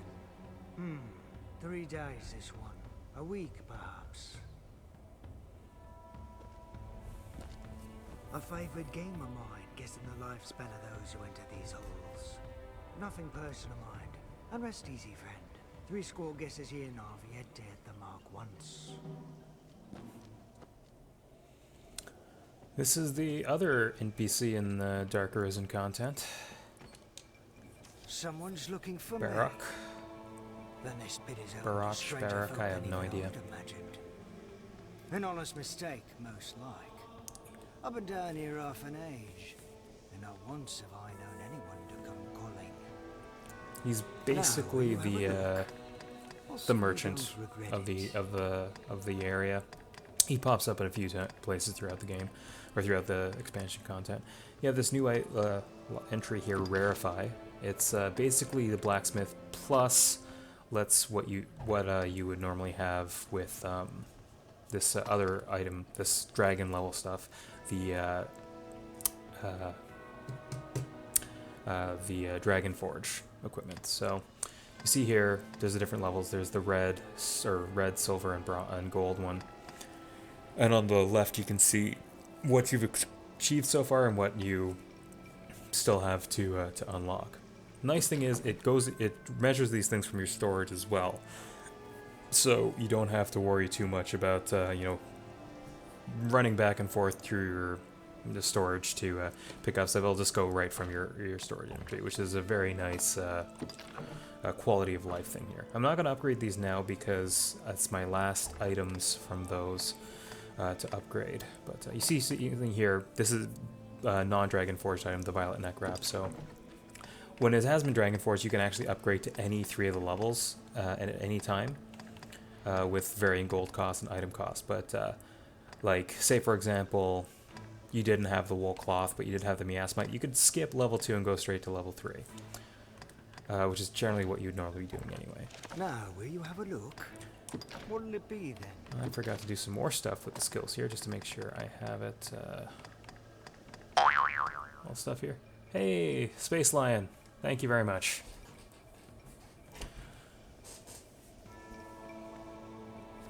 And that brings us out of the 32-cent range. So, Zombie Chocobo, your shame has now been hidden from the world.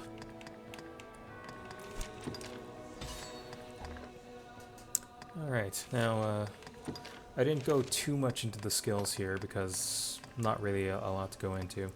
100 Kisses is like your multiple stabby one. Cutting Wind lets you dash towards the enemy. Instant Reset is very handy, which I'm going to keep on here for a moment, just because it's pretty much like a fighting game input type thing where you can reset your... It resets you to neutral at any time, which has a lot of benefits beyond what the basic stuff is.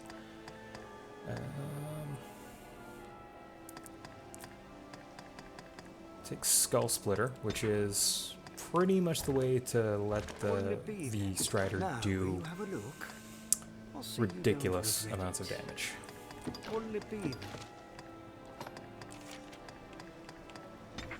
Let's mess around.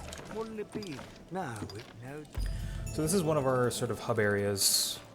I guess kind of a hub area. There are these doors throughout the area that have a little slot in them for what are called Moonbeam Gems. There's, I think, 10 throughout the expansion content, but if you've done New Game Plus stuff and have any unused ones, you can carry them through. That was part of a way to unlock some of the grinding abilities. I don't have any on me right now, but they give you some pretty basic stuff.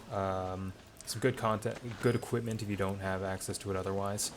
Most of what I have now is better than that, so it's not going to make too much of a difference. This is the critical path to go through here, but as you can see, it's locked. You need a void key to go through. Points us to a different doorway here. So let's explore a bit here. Now, what I'm going to be showing off here is one of the sort of completely optional rooms. You can go through the entirety of the game without ever passing through this area. And with the sort of there's a slight randomized nature of the game. Well, that's a lot of spiders. So just as an example of what you can do with the instant reset here, you have a dodge roll that you can do in any of the dagger classes, which is handy in its own right, but what instant reset does, you can see there, pop up immediately. It also allows you to release your grip from enemies whenever you want. if you're in the middle of casting something, interrupt your all sorts of things. That's very handy to have. That is the skull splitter. As you see here, the enemies, even light little things like the spiders and the snakes, are leaving sort of rotting piles as they go away. That is relevant to this this part. To this part of the game. So this area is the Rotunda of Dread, and what it is an arena. It's a randomly spawning series of fights that can show up there. Oh, that is one of the dragons. You would normally never see this dragon type in the game unless you were playing into the sort of the post-game area. It also has, I think it's a lich. A skeleton comes. Oh, stay out of that. That's a death spell, which this is actually going to be a pretty difficult encounter.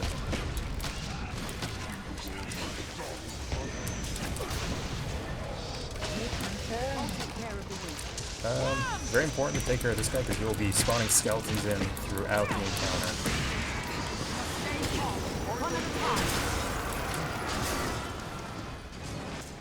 Alright, I think this is just a worm. There's an upgrade of... I don't know if it's a full-on frost, this is a regular one. Now, dragons... Dragonkin.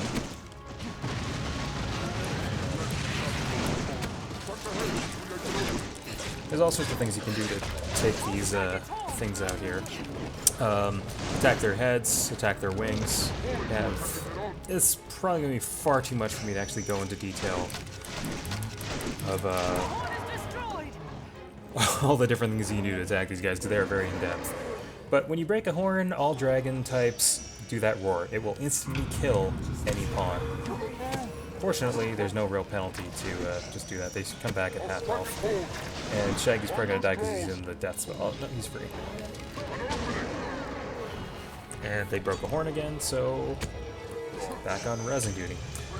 This is the frost worm type dragon. It casts spells mostly. It's so you do have to worry about magic.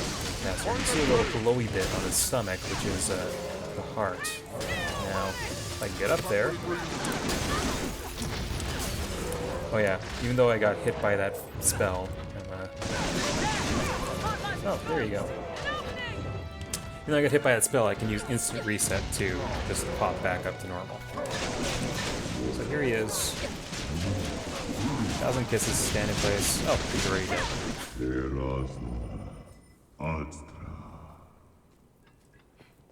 I haven't really talked too much about my favorite class, but it's I've played a lot of them. Like, the only one I would say I'm generally just not a fan of playing is just mage, because anything you get out of playing as a mage, you'd get out of playing a sorcerer. I don't really play a lot of the base classes that much. I've had fun with pretty much all of them though. Like, even with mage, I like the casting in this game. It's a very different type of game depending on what location you choose. So I like having the sort of the freedom of dodge rolls and double jumps and things like that. But yeah, I should probably pick that up. That's a good healing item. This looks interesting. But yeah, I would say that Magic Archer is probably just one of the more unique classes that it's kind of hard to compare of. It's kind of combines the sort of like fantasy RPG type thing with, oh yeah, just an example is that this is where platforming is very encouraged in exploration, which is one of the other things I really love about this game. It's kind of, I'll show it off later because I'm definitely going to play Magic Archer for a bit, but it's kind of like it becomes a bit more of an FPS in a way. Which is kind of interesting and unique for this kind of game. A lot of the sort of the setting type things and the medieval fantasy stuff does get compared to the Souls games quite a bit, but it's a different style of game. Like, you get a lot of it relies a lot more on motion and, you know, platforming and ability to move around and things like that. So it does have a lot of that free form running. It doesn't like things like where you're positioning or you know, the battles are still strategic as they would be in a Souls game, but in a very different way. And depending on what class you're playing, it's going to change a lot of things too. Wakestone shards are very important. I don't have any on me right now, except for that one I just picked up, but I'll probably be picking them up once I go into some of the later game content. Oh yeah, here's a fun little thing to do with the double jump. So, momentum is preserved in this game. There's fall damage. You make a very satisfying splat when you land. So when you have a double jump, you can throw in the second jump whenever you want. But then you get to things like this. Fall, splat. There is one exception, and I actually can show it off here, is the skull splitter ability. When you're not jumping, you do have a little hop and you go forward. Do that. But so skull splitter is very unique in that you can. It's kind of hard to pull off exactly. I think. Yeah. There, I didn't take any fall damage because I was in the middle of the skull splitter animation. Anyway, off to the side path to collect our void key. The word of regret. None of it matters now. None of it matters. Pray, leave me to sleep in peace. You see these corpses here with a little mist glowing off of them, and what that tends to be is indicative of is the other sort of arisen who have come through this area and fought. This riftstone is originally broken down. You have to spend rift crystals to repair it. One of the nice things about rift crystals are, as you can slowly see looking at Undyne's health here, it's recovering very quickly. That's just by touching it and being in the vicinity of it, your pawns will restore their health very quickly. Also, entering the rift altogether will fully heal them too. Now, these are some big boys. But ain't no thing. Strength in numbers, Arisen. It seems we've won. I don't actually have a key to open yet, but I can always show that off some other time too.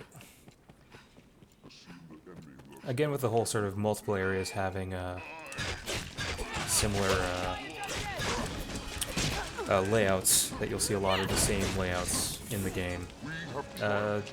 You'll see this is one of the popular layouts too, and sometimes you may only see half of it with the way the game works, but I just picked up a skeleton key, so I'll actually show off one of these areas here. So that chest almost always has a skeleton key. I don't know if it's 100% chance, but it's a very high likelihood. So here we are. Oh look, some chests. Oh, what's that?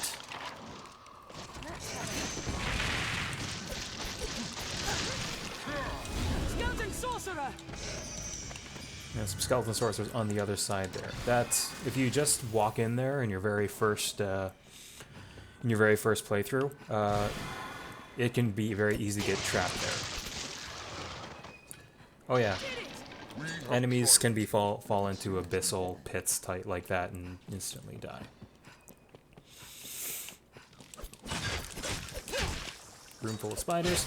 There's a shortcut here that it's easiest to unlock with a mage, but I'm pretty sure I should be able to pull it off as a strider here. A lot of the items are also placed in the game world too. So you got this heartspud milk here, which my pawns apparently have an inclination to smash everything. So even though you see it there on the shelf, you can smash it and it'll still be there. Now, anyone who's been through Dark Arisen content is very familiar with this chest. Now, there's a very specific reason why I am not going to be the one to open this chest. And, you know, pay no mind to me prepping my charge-up move. Oh, my party ineffectually slashes at bats. Oh. Oh my. Take care you don't become a tree. Oh, get out of there. And that's a lot of experience. And... oh. So Shaggy at some point fell in the water. This looks interesting. He's gone. Shaggy's dead. I can't believe Shaggy is fucking dead. Anyway, if I really wanted to, I could go back to that to that rift stone and bring him or another one back. But let's mess around a bit here. More bats, ain't no thing. I can bear to see no more death. Call me Craven if you will. I'll go no further. I grow so very tired. Poor Risen. There's this oddly placed explosive barrel hanging around. Let us be double Oh. Skeleton brute! Let's scatter those bones. That was very, very effective. Also, Undyne has the strongest hammer weapon in the game right now. I think it's the second strongest one. I think the sword you get from here is slightly stronger. But it's very, very, very good against skeletons. So it kind of disappeared very quickly. This looks interesting. There's a bit of a divergent path here. This will lead us to some more skeleton sorcerers.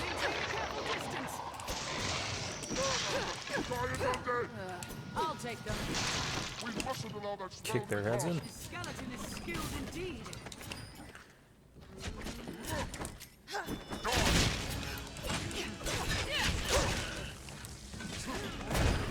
You see the sour scraggy beast I've just picked up is a variation on the normal scraggy beast that you would get. The items, food items can degenerate over time. So generally the first like the change over time for meats is sour, for fish and things like that. You get moldy for fruits and vegetables. That actually increases the benefit of them. In the case of fruits and vegetables, you do have a negative effect too, but the healing or stamina healing would be slightly better. Mushrooms and herbs stay consistent the whole way through, so that's not really a big thing, and bottled stuff is fine too, but the sour scraggy beast is the normal scraggy beast that's been laid out for a while. Actually, let's have a look. Yeah, the normal scraggy beast I picked up to begin with have already degraded to that too, so they just combined there. So let's see if I can pull this off. Maybe not. That little path up there is how you open that shortcut. There we go.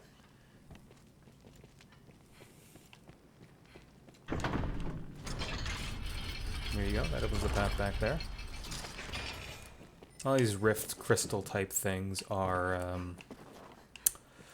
just general RC stuff you're picking up. Balmy Incense is a group heal, which is pretty handy. More armor I'm probably never going to have to equip again. You can actually find some mid to late game stuff just in normal chests here. This is supposed to be late level stuff, but you can actually get a decent amount of progress here if you're, can actually... You'll take a lot of damage, but if you pick up some of the gear you can find in this area, it's not too bad. There's a level up. When you level up, you get a full heal, which is very handy. Strength in numbers. I wonder what's inside. Alright. Now, what will be coming up to here is one of the very unique things about Bitter Black Isle. A lovely surprise. My beloved. That's a big weapon. Oh. Oh. Hello. No time to stick around and chat because skeletons are throwing magic stuff at us. Another sort of newbie trap in this area will be showing off soon. There's a gargoyle flying around here. That can be a bit of a pain in the ass. He has very high defense, very high resistances, and you're not likely to have any of the elements he's vulnerable to. your main pawn is gonna have pretty. Oh jeez. Yeah.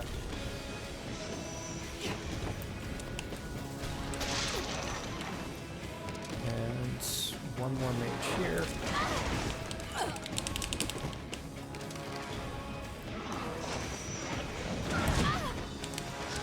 Oh jeez, oh jeez.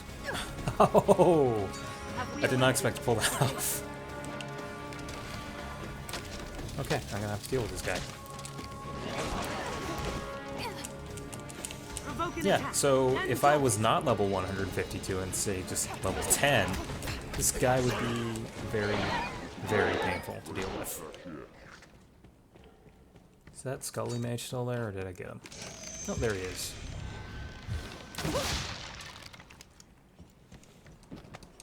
We have triumphed. Did it.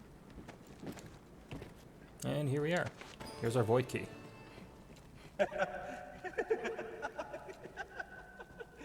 What garden of strange delights is this? What forgotten paradise? What font of endless diversion? The darkness, the stench of blood. We stand at the very mouth of hell itself. So that's one reaction to Bitter Black Isle. Yeah, just on that that save I had, that's how important instant reset is. If I didn't have that, I would have just likely fallen all the way to the bottom or landed on one of the walkways. That kind of would have sucked, because I would have died and then, oh, very likely I may have had a little bit of health left over, but it's would be very painful. So there's that place where that other skeleton was hanging out. Okay. These pawns are in the way right now, so let's Two arms arisen. Go, Cyclops. go this way. I cannot move. Go, Cyclops. We'll be fine. No, they hold the advantage. It's more vicious than the Cyclopes outside. I don't know why he's reacting to. Oh wait, Undyne's still alive. Undyne survived that. Large or small, any monster can be slain. Stop, Undyne, stop it. Please don't. It's too powerful. It's too powerful. Don't attack it. Please. I should probably go pick up Gus.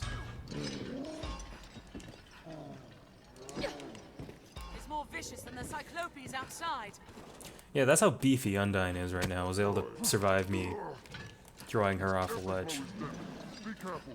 So here is a little secret area you can get to. Actually, I'm not going to go this way. There's two ways into that sort of side path. It's not really that much of a secret, but it's a pretty important thing to keep in mind for when you visit a similar room like this, too. It's just how much the game values exploration. You can see by that health bar how powerful that that chained up dude is. So I'm not really ready to mess with him just yet. See here, this is a path above where we went through. Whatever could all these piles of bones mean? Two arms arisen. Go, Cyclops. Those are some pretty annoying worms around here that tank your defense if you come across them. But otherwise here, there's a very... Whoa.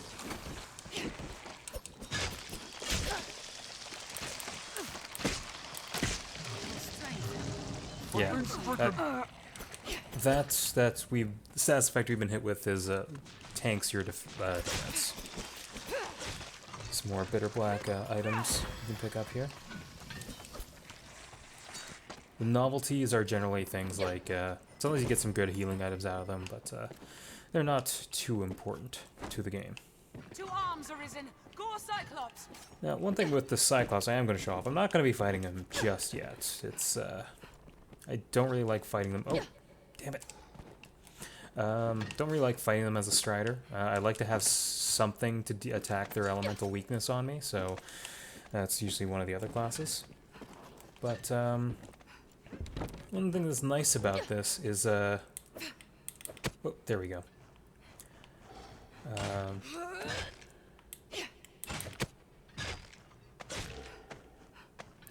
As you can see by these spikes, actually, they're not just for show. Like, I was taking some damage on them. Not a huge amount, but also if I tried to attack him there, it wouldn't do any damage. That's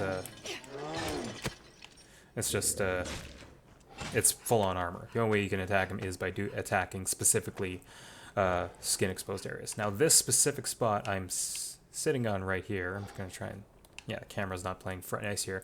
If I were to attack that, eventually his helmet would fall off, would be an actual way to attack his weakness. Also this giant club, he'll pick that up, and it will be painful. But we have our void key. Let's move forward. I'll pay a visit to Barrock and pick up a few more items. There's a few things in particular I'm going to be needing in a few encounters leading up here, so I have the advantage of a lot of forethought here. Count 404, this has always been Shadow of the Colossus. The very second main encounter in the game is the Cyclops that you can climb all over and stabby or shooty, or if you're a warrior, hit with the pommel of your sword.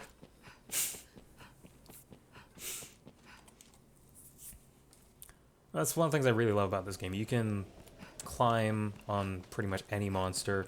If they're too small to climb, you can pick them up. It's just really captures a lot of that Shadow of the Colossus feel, especially with the dynamic music cues. An alchemist's paradise, but it's could be. Now, will you have a look? Wouldn't it be? So yeah, all materials you can pretty much store. There's very few times where it's going to make that much of a difference. Bitter Black Novelties, so I'd have to go back to All Route to actually make use of those. Just deposit those mainly because I want to keep our encumbrance pretty light. What'll it be then? Now, with drawing, let's see if I remember where everything is here.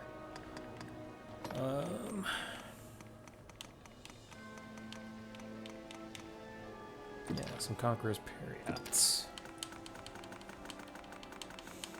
These are very useful to a lot of the metagame. Was it Conquerors I needed? Yeah. Conquerors and Demons. They increase your strength or magic by a certain amount. They stack up to 4 times. Pretty useful. Because that's more or less how you can pretty much reach, I don't know if there is a strength or damage cap here, but that lets you do a lot of damage that even the hardest of enemies won't be able to deal with very much.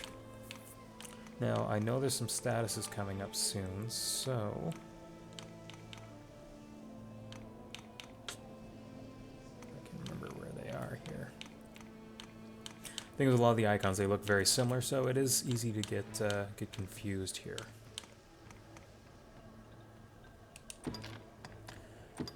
And remembering that not everything... I've been playing a lot of Stardew Valley, so the way the controller handles on that, the item stacking is very different, so... It's, I've been playing a lot more of that than I have this lately. Both very good games, though. Now, I could pick up these individual items for individual debilitation, debuff, cures, but I'm just going to pick up some of the ones that are specifically for wider range things here. So you got the interventive here, which is for physical ones, and the light cure for magic ones. And these, which will cure everything. Always good to have a decent amount of. I'm gonna take some of these anti-petrification ones for no reason whatsoever.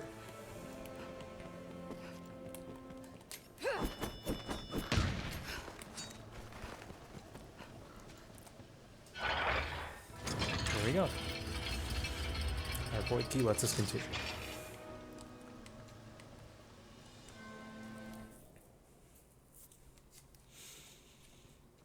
Vault of Defiled Truth. I have to say, I really love the names of the areas here. It's just very fitting. It's meaningless. The lot of it is mad. So there's... This is a... may not look like it right now, but there is actually a very... this ties into one of the previous areas we have been in. Again, with these guys, which I really hate. Also, Undyne just showed off something unintentionally here, but when you're a warrior, there's certain things you can, if you're carrying a pickaxe, you can mine ores and things like that. You see there, I don't have a pickaxe on me, so I can't actually do anything here. But the warrior, with their big, heavy, two-handed weapons, they can just attack it, and it just scatters all the ore and whatever everywhere for you to pick up.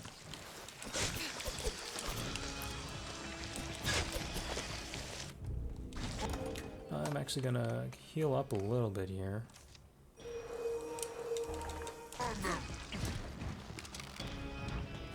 So here's another large enemy.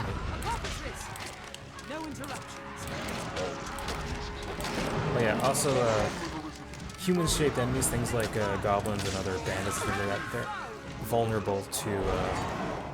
I just got hit with a lot of debilitations.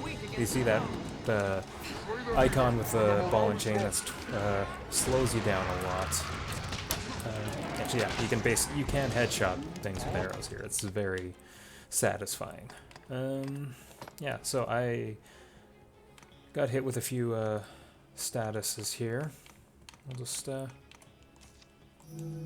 pop a cure. I could give the items to my pawns here, but not entirely worth it. Beware its roar. Head is poorly protected.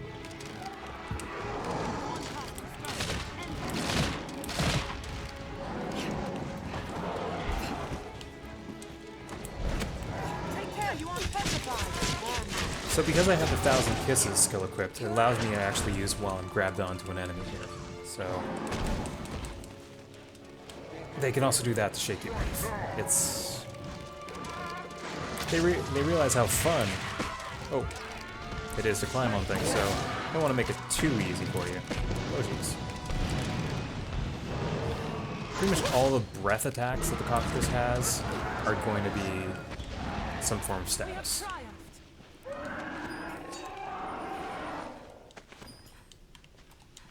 Dark and unsettling, this place. Now you can continue on here, like where the blue circle is telling you to go, but there is this separate area. We came in through that area there, but there is a little, kind of hidden, I guess, path here. That's oh geez. Slowly walking away. Little path here, which is very. This is where we saw the snakes in pretty much the first room.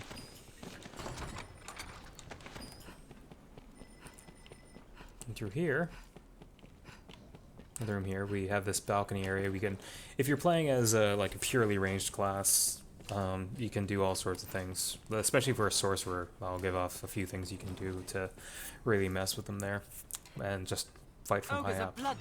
Actually, if you look here, this is actually the area above where we came in. So here we have the ogre. This is just the standard ogre, which very and also another one here. I think this is a siren. Was a siren. The ogres have a very unique thing. I just shot him in the butt here to get his attention. Get his attention. There we go. They have special reactions to, yeah, you see him, he does his little happy dance there. The ogres are one of the enemies that changes their behavior based on what your party makeup in terms of male versus female. The normal ogres will target your female characters and grab them and run off to the side to bite their heads, whereas the Elder ogres, which only appear in the Dark Arisen content, will target men. Yeah, that was a siren that I one-shot. You can see there, as it's picking stuff up, the equipment here showed up to light as opposed to very light. So that means I just picked up a few more things to increase my encumbrance. Light is still very manageable. But here's a little side area. Again, with the platforming and cool stuff you can discover. It's things you can't access without a little bit of platforming. Bleached Limbs is a bow that is, I think, it's a pretty mid-level game. I think it's actually a ranger, a longbow weapon. But, yeah. This entire area that is off the critical path for the area. So you got, some Skelly mages, or Dogma mages here. These guys who are, pretty mean.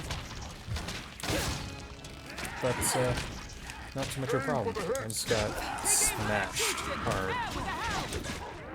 Ow! So, I'm getting stomped on right now. As you have 94 health, that's, and in the process of getting stomped on, so that's not a good thing. Fortunately, you can pause and use an item whenever to get your health back. It's, because this is on hard mode, the enemies do a lot of damage. I can't instant reset out of that because it's considered like being it's similar to a grab attack.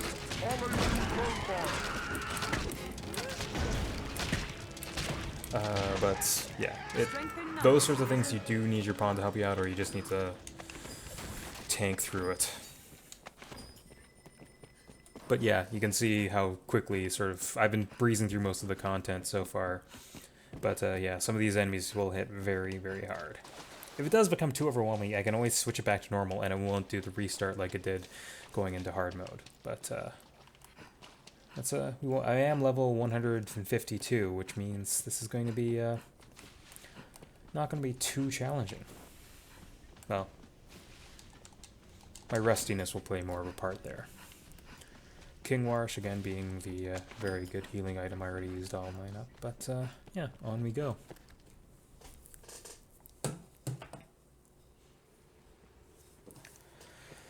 So, the Gutter of Misery. Have you sufficient stores of oil? There's path splits here, but this is a very important thing to take a small detour to. This is the Warrior's Respite. Another rift stone here. Some items, and this is a healing spring. Access to the rift is vital in the bowels of such a place. Slowly regenerate your health. It also clears your statuses. Your pawns won't jump in there on their own, so they need a bit of encouragement. Of course, I could just be using the stone there for them. That's more fun. That icon there for my status is immunity to debuffs. And if you had some empty bottles here, you could use it to, empty flasks, you could use it to fill up on spring water. I have some of those in my inventory, and I think that's a heal for your entire party. So as we are getting into some slightly harder stuff here, we're gonna give Gus a bit of a rest. Thank you, Sam Bear, for Gus. Now, I didn't get a chance to do this with Shaggy because he decided to go for a swim. But when you release a pawn from your service, either by recruiting another one or just be going into the rift, you can send them away with a gift. So I don't know if Sam Bear still plays this.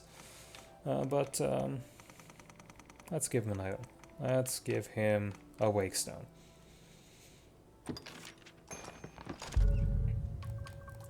Generally, for people who are on my friends list, I always give them a higher rating. Not really the comment on here. But, yeah, away they go. So let's have a double Undyne party. Yes, Arisen. I am honored to try. Because Undyne there's a few things that would normally cost. You see, everyone here has a cost of 0 RC. That's because they're all on my friends list here. Now, Undyne is a lower level here than mine, so that even if Everdread wasn't on my friends list, Undyne would still be 0 there. But you see someone with the infinite symbol here. That's level 200. They've maxed out their level, which would mean that I would normally have to pay RC ripped crystals to be able to afford them. Let's bring Danny DeVito along. Yes, Arisen. A few things. You can also look at the details of what they have. You can see which spells they have equipped here. So, Holy Affinity is very good to have because they'll give us a holy enchantment on our weapons. High Anodyne is the healing spell, also kind of useful. I don't rely too much on magic healing, but that's just my playstyle. One's for Paladom is really useful for removing debuffs, though, and spell screen as well for increasing your resistance. Ingle and Frigger being the main spells. If you should ever need here. anything else, do not hesitate. Oops, I didn't list here. A few other things to point out here. You see here, I didn't go into too much into inclinations. You see here, inclination, primary, utilitarian, secondary, scather. Those are your behaviors. Utilitarian tends to be things using items when necessary and sort of just being generally useful. Helpful, I know. Scather is, I think, is one to attack from a distance. I'm not 100% sure. It's been a while since I've been through them.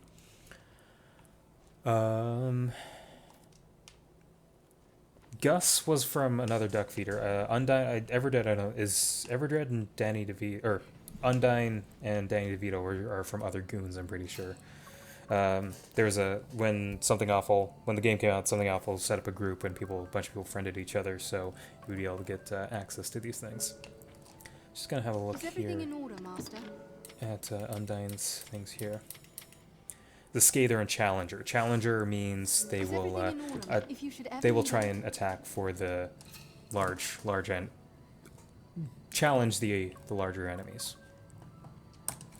I'll just double check what Undyne's Let us continue our exploration. Undyne's inclinations are. You can just check that through the status. Your player character doesn't have any, so that's not really relevant there. Mitigator and Challenger. So that's... could have sworn it was something different at that time. But Mitigator, Challenger, Scather, they all tend to be pretty useful ones.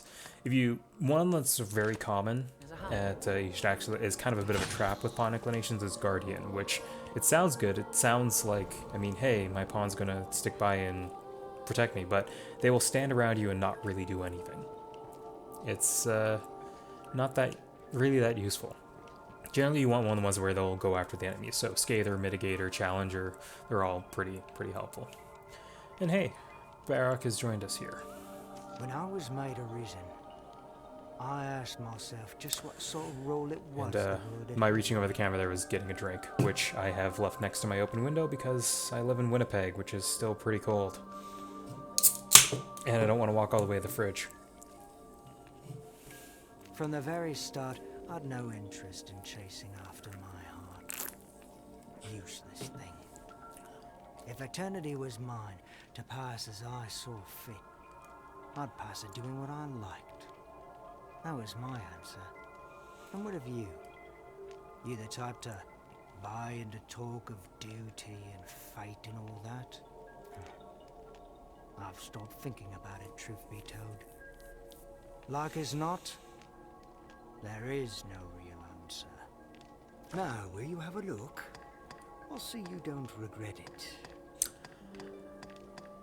One of the things that's very easy to sort of pass up. You can get through most of this game skipping cutscenes, really quickly clicking through dialogue, and you can still enjoy the game. There's a lot of action and, just general gameplay to be had. Whereas there's actually a significant amount of, depth to a lot of these characters with what you can see and, what they have to say and their sort of attitudes towards the world. I mean, Barak here has a pretty interesting outlook on life in that he's pretty happy just being on this island, just acting as a kind of a merchant to all the travelers who come through here, although most of them didn't seem to make it very far, as we've seen from all those ghosts we've passed by. I'm gonna stay as a Strider for now. Pretty much up until we get through the first boss, then I'll switch to a different thing. Get another notice board here.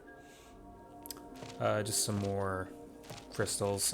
This Unseen Rival one is one of the unique ones from the Bare Black Island content, in that it will actually change some things in Grand Soren, in the main game's world. It changes one encounter in one area. There's a few other things here. Now, I mentioned earlier there's those Moonbeam Gem doors. There's the this is where the first one you can find. Hey, I had no idea you were from Winnipeg, Weegraph. I actually have no idea how to pronounce that, but yeah, that's cool. I know there's another duck feeder from Winnipeg, although I haven't actually met him or talked to him in person, but I know he's from Winnipeg. Anyway, here we are.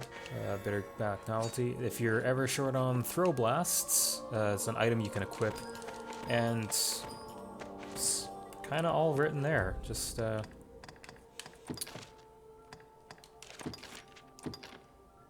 yeah, just saved by accident. But yeah, there's the quick save in this is if you're using an Xbox controller, it's start and then back. I'm using an Xbox One controller here, which is my main gaming PC gaming. Peripheral of choice is the word I'm looking for. Completely forget what I was just about to show off.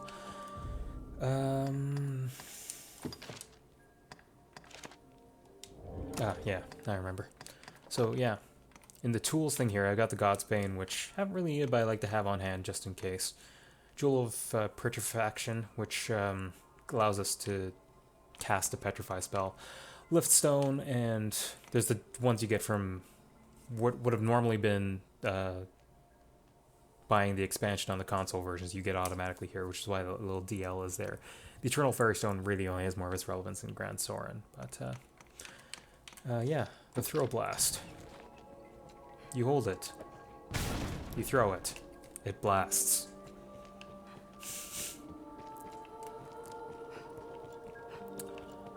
So let's get back to it. I'm not used to playing a short character, so it keeps throwing me off, especially when I'm standing next to Danny DeVito here.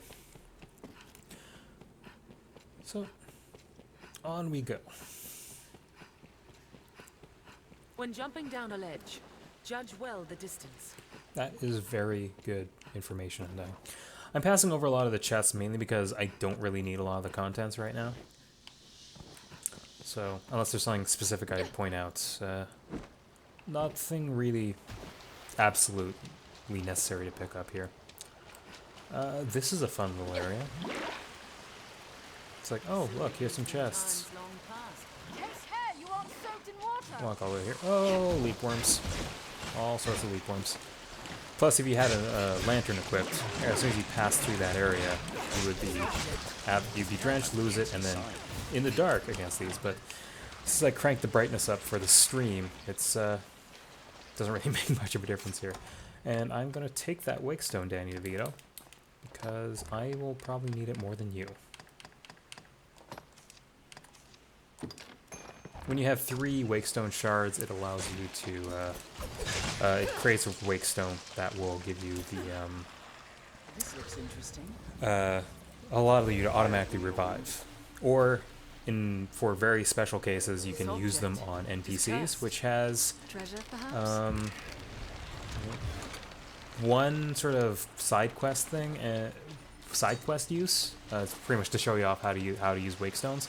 And the other one is kind of like a bit of an Easter egg, I guess. We won't be getting to that content during the stream here, but essentially it's one where there's, in the cutscene, a character can die, and that would normally be it. Undyne just hit that guy so hard he almost phased out of existence.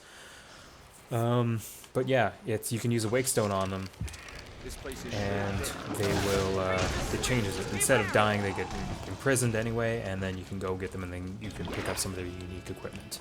It's a nice little Easter egg for something that most people probably wouldn't even be aware of. So these are Saurians, normal and giant variety. They have high defense unless you attack their tails.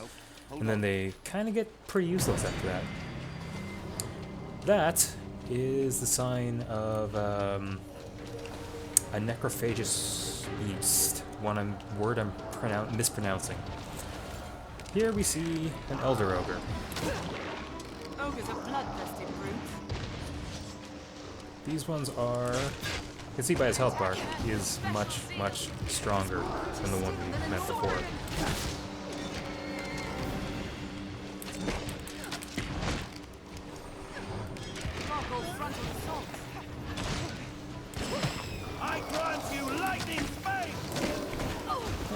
Danny DeVito knows what's up.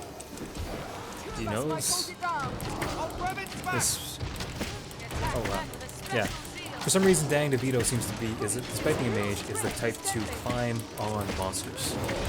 Now, Elder Ogres here are vulnerable to lightning. They can take headshots, and Danny DeVito enchanted both my weapons with lightning.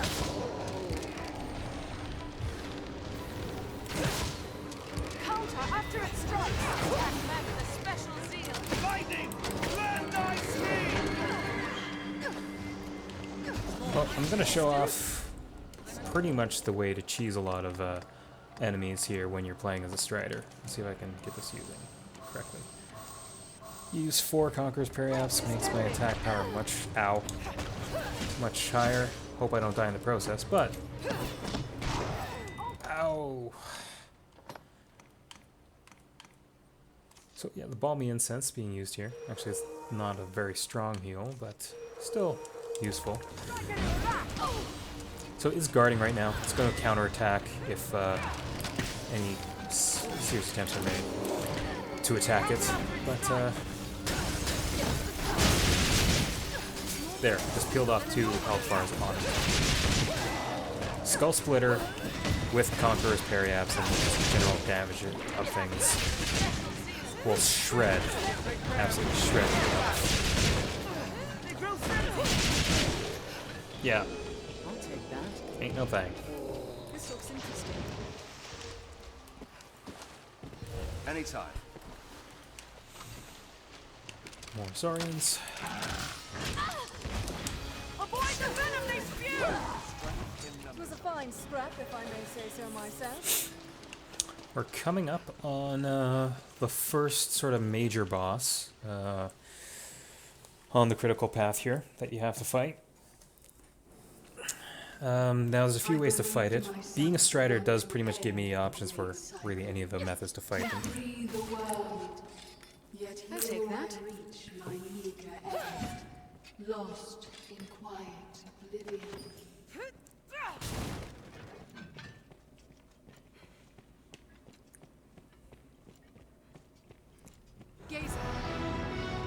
That's a big eyeball.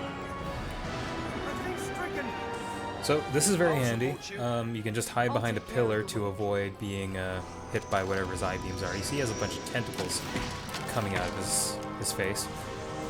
And they create little portals that will show up all around you. Now, there's a few ways to fight this boss. Oh, excuse me.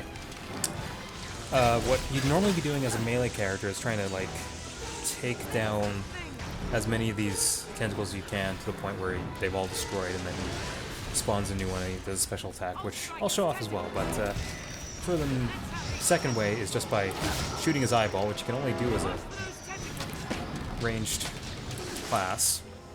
Some of these ones are bigger than others. Now the third way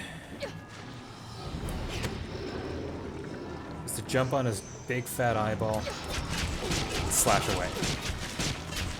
Which is probably would be the easiest thing available to me at the moment, but just want to show off the other sort of thing right now. Okay. So I'm hit with torpor, which means I just run slowly. You can see even the animation runs slower, which actually gets you can see a lot of the cool animation frames you probably wouldn't normally see.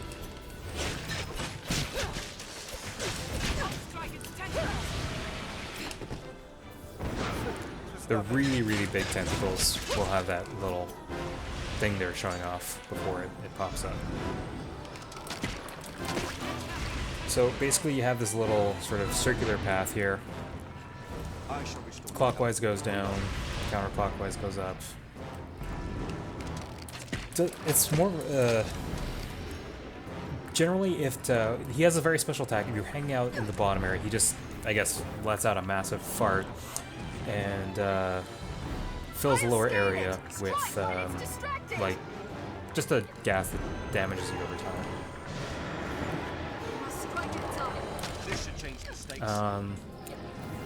So, you can see Undyne there is having some fun. Ineffectual, but fun. But yeah, what we're trying to do is we're going to try and destroy all the tentacles here.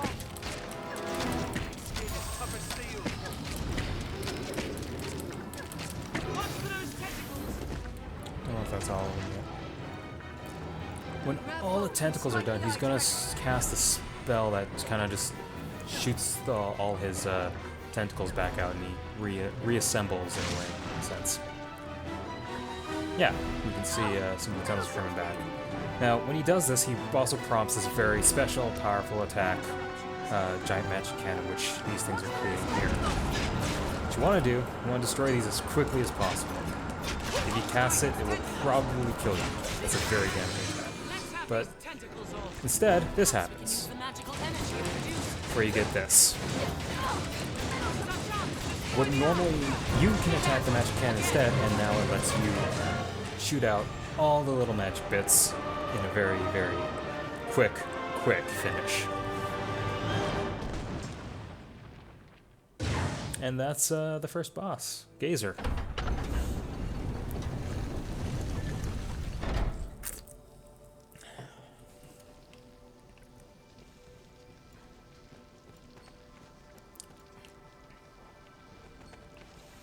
There's all sorts of goodies hidden around the area here. Here's where he left his corpse. The Abyssal Eye is needed for a quest or notice board quest. And some of these things are for high-level material upgrading. These chests strewn about. There's this one item here I'm actually not going to pick up. It's kind of hard to see, but the macabre statue, or sculpture, those are used for just a side quest, really, that unlocks a few items for you, but nothing terribly important. And again, because that would probably be one of the earlier ones you pick up in Bitter Black Isle. Because I'm playing a New Game Plus, I already have, I think, 31 in my inventory. So, not terribly important. Okay.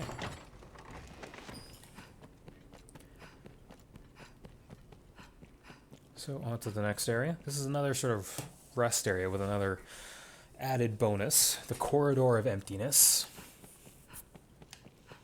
Barak will sometimes show up here, but more importantly,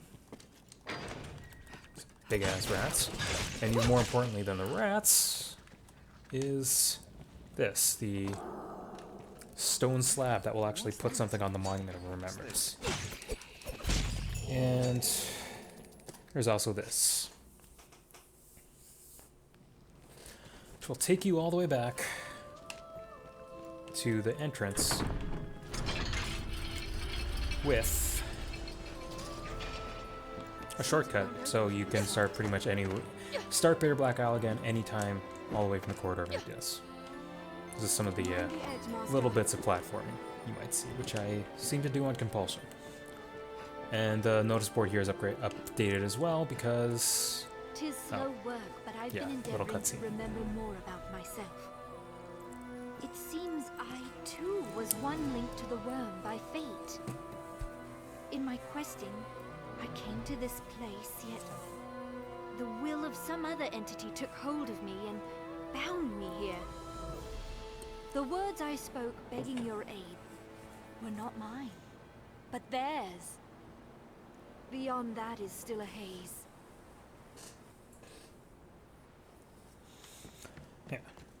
This is a few more things. Collect some statues, get some gold. Nothing terribly important. So that was a little bit there. We're going to switch up to a different class. It felt as if the truth remains that if I'm going to keep Undyne the same because it's just wrong if Undyne is anything other than a warrior. I'm going to do some fun with the sorcerer.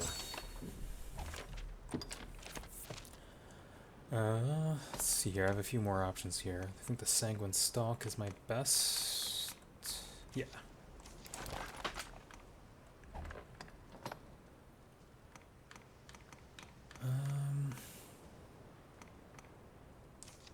That's fitting.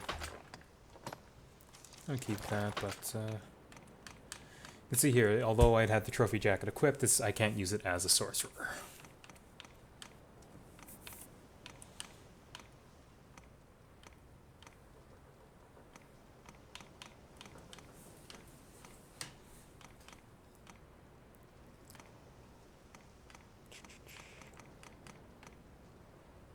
I like the Crimson Robe. Actually, we'll try the Maiden's Petticoat.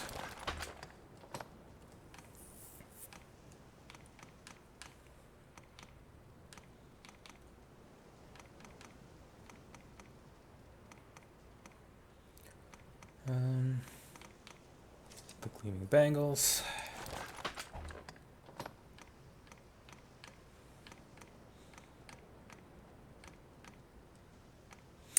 The abyssinal stuff that you're seeing, a few items I have throughout throughout the stuff here, is actually stuff you get from defeating one of the post-game bosses. That's a very sort of interesting online dynamic there, which got absolutely ruined within about 2 days. Let's see here. Keep the Delta Guard on. Although the icon for that is a bit of a thong, it's a bit more like a full-on like metal skirt I've been using here.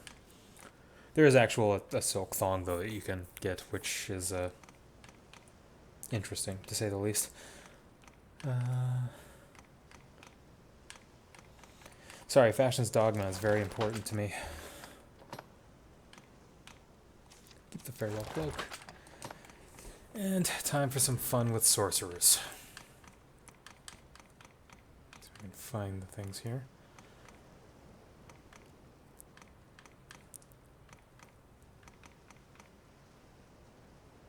So you see here, one has the bull light spells, and has the bull light and a deception one, which would make sense just to take this one instead.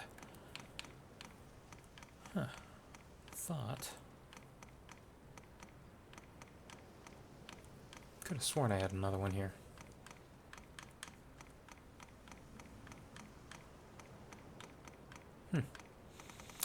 Guess not. Well, we'll take one of the staff bearer rings, which you can use as a mage as well, because a lot of the sorcerer's skills are the same as the mages. If there is aught I can do, say it. Set my skills.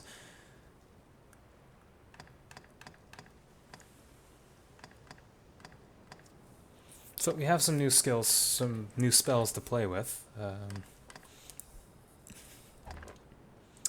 If there is aught I can do, I've already forgotten the what truth equipment I have. remains that if I am if there is What was it? If there is the truth. Ingo, Bolide, and Giselle. What am I? The truth remains that if there is aught. Yeah, I have all of them set up. So If there is some of the spells I have are the same ones I had before. Ingle and The air is heavy and I think I was using Brontide before. Those are mage spells I can use as a sorcerer, but I have some new toys to play with, which I will show off after I have another bathroom break and say hello to Tobias again.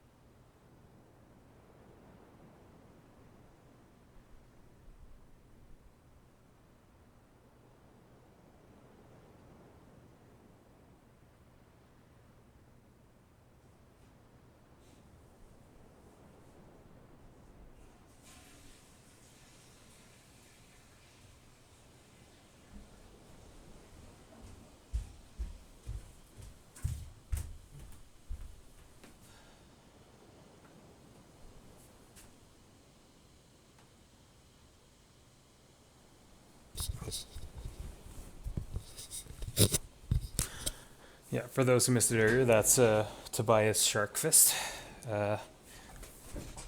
He's from Sweden, or at the very least from IKEA. Yeah, sporting the Bonfire Side Cats tank top from the little campaign hat from last year, and one of my favorite tank tops. So back to it. We're a sorcerer now. Let's see what that does. It's going to be a very different playstyle because I don't have access to, you know, some things like the dodge roll or the instant reset, but I do have some new toys. I'm also going to have to rely on Double Undyne here to kind of tank out a bit. That's something I forgot to do, but I can do from Barak as well. Everyone come to this place? Oh well. Now, what'll it be? Is all this extra crap I picked up along the way. As you see, my encumbrance got pretty high there. I don't want to do that.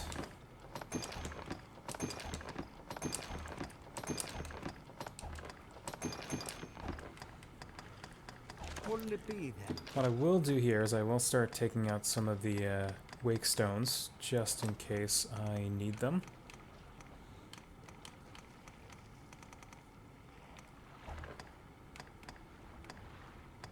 If I remember where they are. There they are.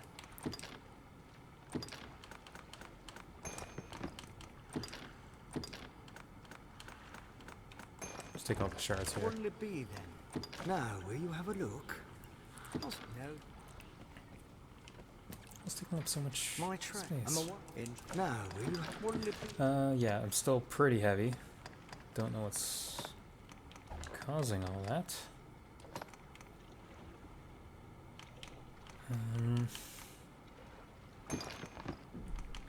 Some of the stuff I probably won't be needing or using. Some things like the nuts or the harsput or whatever that is.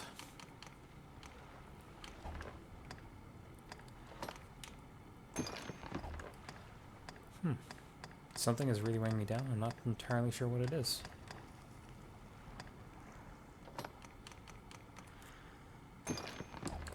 Oh well. I'll just use items and we should be fine. Sorry for all the inventory management sim 2016, but yeah, here we go.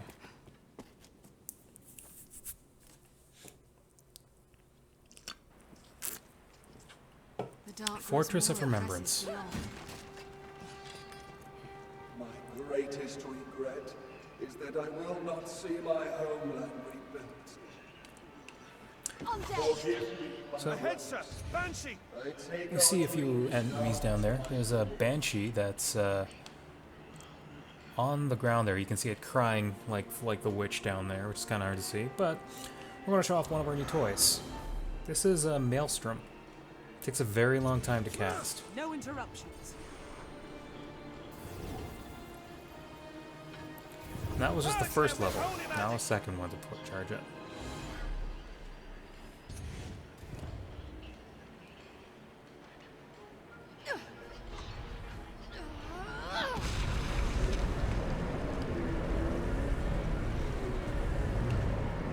Incidentally, the siren is very resistant. He pretty much created a giant tornado right in the middle of them. One of the other new spells we have, Grand Bolide.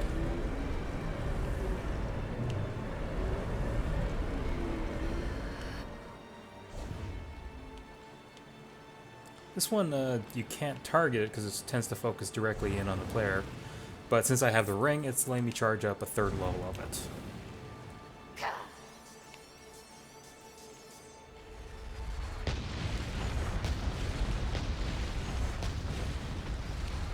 It's surprisingly underwhelming because I'm probably so high up.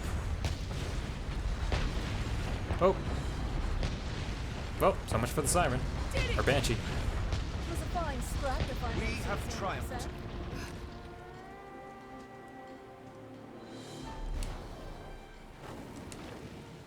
Now, just because I happen to know what's coming up here, I'm going to... Oh, here we go. Death is paying us another visit. Now, You can really fight and kill death at any time, although in most cases you have to deal with a few. Alright, I'm gonna have to do the second level because he sees us. It can be a bad time.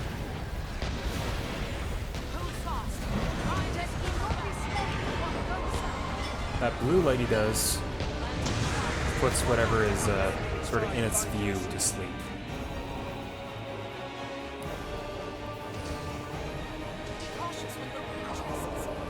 Oh, and he is going to really screw up. Oh, yeah, there. Undyne's dead. No! At least one of them.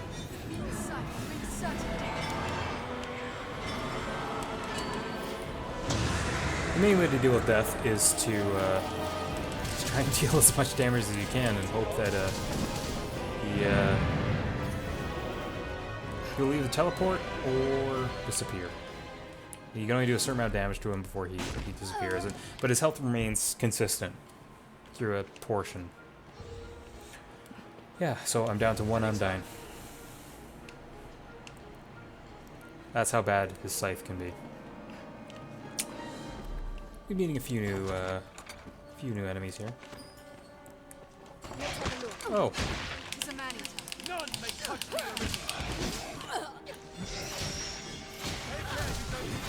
Strike its tentacles. Well, Undyne did most of the work there. Bitterback black gear tends to be more items that are along the lines of rings and things like that, and accessories. That's where you'll get your spell rings or skill rings and the different stat up rings. I think I may have picked up some extra stuff I don't need there. Just yeah, you see something like the sconce, it has literally no other purpose other than combining with something to the point that I'm really don't need it, so I'm just going to leave it with one of the pawns.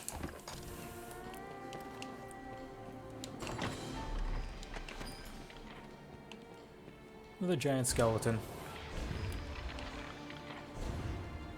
It's nice to have you can have a lot of options for really big, nasty spells that take forever to charge, so it's nice to have a couple quick charge spells to at least get that started.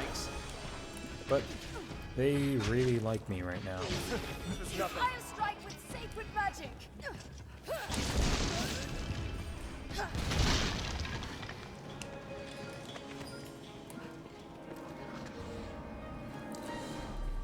I'll do your wounds. I am not afeard to die in this cave, but I Now, would not make this fate. path here leads us to another sort of situation with a key like we had before, but I am going to continue on right now because as a Riftstone I can get Undyne back. Some enemies that are just flying around, minding their own business. I hear succubi about. Be ready. Succubi. Their shrieks blind all who hear it. Hopefully they don't put me to sleep or grab me before I cast the spell, but here, let's have some fun. Of course, when you cast it on yourself, you are not going to be able to see anything.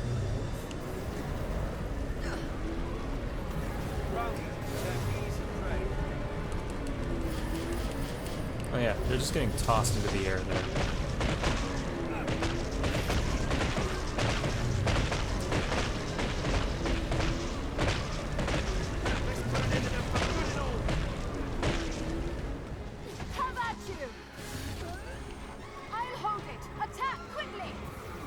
I don't remember what these are weak against, but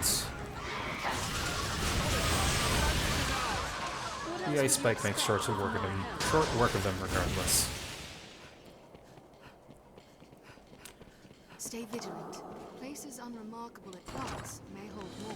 I wonder what's inside. Also, I'm still holding on to the Conqueror's Periaps, despite the fact they will not help me at all. Because they only affect strength, and I'm pretty much all magic. This is a little cutscene you get when your main pawn is the one who you have to summon back from a rift cluster. And they come back, no worse for wear. Exploration using this stone as a hub.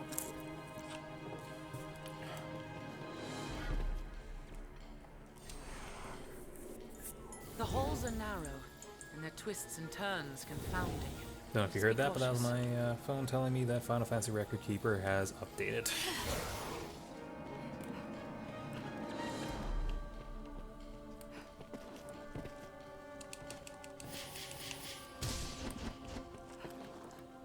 Little side path here. This leads us to Walk ahead. Wargs.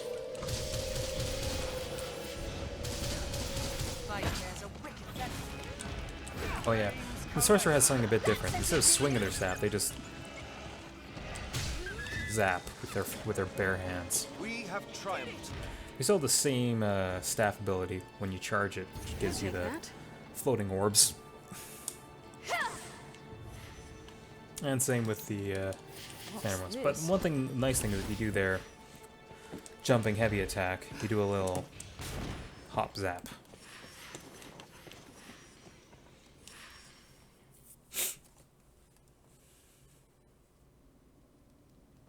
The Black Abbey.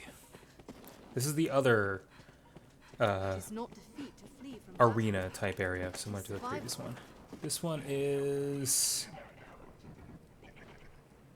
I think gargoyles and another witch. Strike with lightning. Let's put an end to them for good and all. There are very few situations that a high maelstrom cannot solve.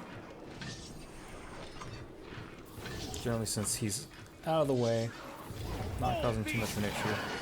Probably won't be hitting the gargoyles because they're too close to me unless they fly over there. But actually, I don't know if I'll hit the lich with this.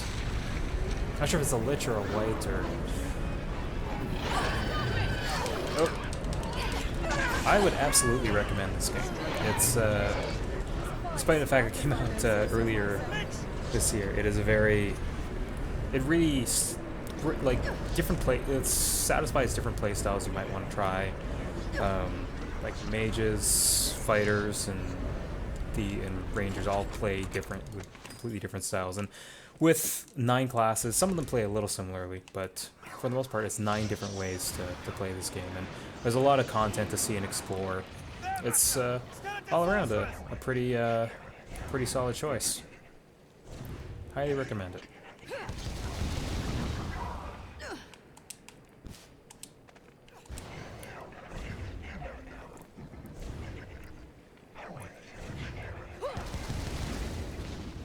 Dodged it.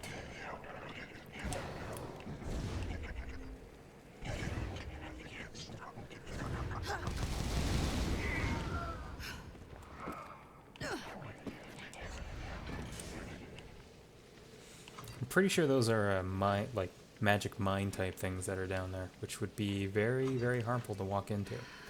There's a lot of skeleton sorcerers down there too, which I'm pretty sure should be going away when I'll stay dead when I do something completely ineffectually. And I cast all my magic. I am breathing heavily. Gonna take a few mushrooms, bring my stamina back up.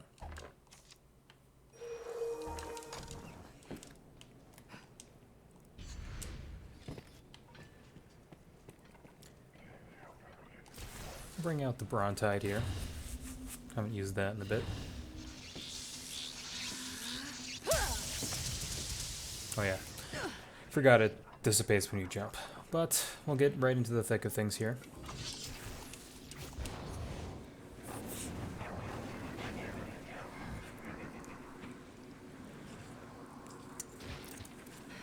One thing I might not be able to show off, but it's handy to have and know, is that if you have more than one sorcerer, like if you are a sorcerer and one of the pawns you've hired is also a sorcerer, if they know the same spell, they will double cast with it, so it casts much, much faster, and I think it does more damage too.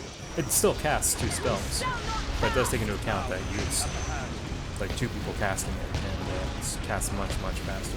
Strike with holy light.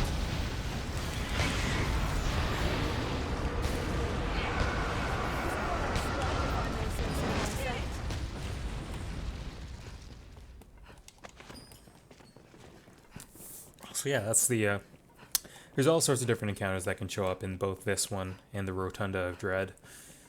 There's actually special item that I might not have a chance to show off, but if you carry it, it increases the chance of even higher level arena encounters there. Alright, let's continue down then through the fortress. Treasure, perhaps? So I think if you run out of stamina, Hold on. sometimes your pawns will pick you back up, to at least so you're not breathing heavily. This looks interesting.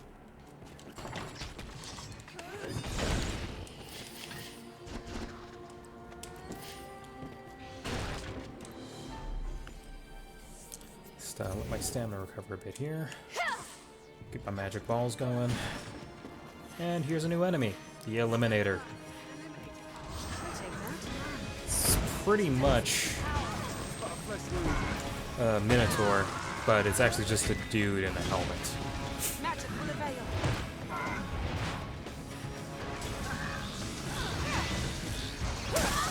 Ow! Pretty sure they're weak to lightning. But it's entirely the sort of thing. When you're playing as a sorceress, you do need to rely on your pawns to distract the enemy as much as possible while you cast your magic at them.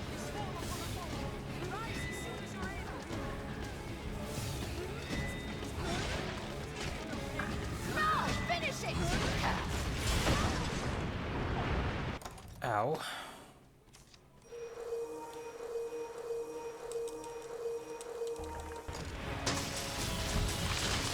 Fortunately, I got my cast off in time.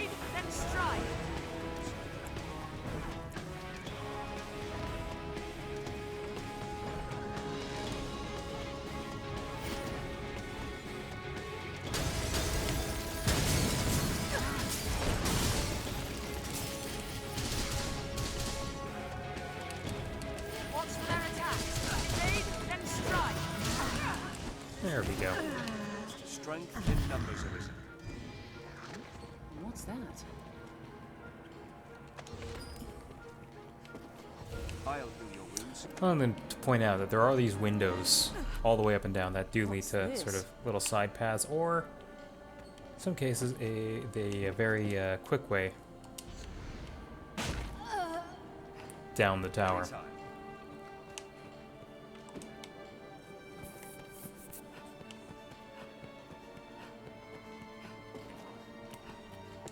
Also, the only way to open some of these areas that it's kind of not really a shortcut, but it is just a side area that you would normally not be able to see.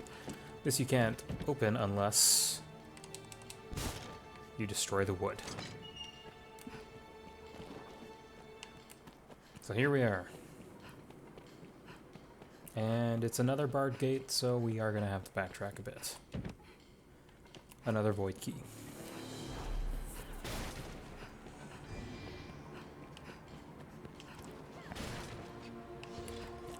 So, climb back up the tower.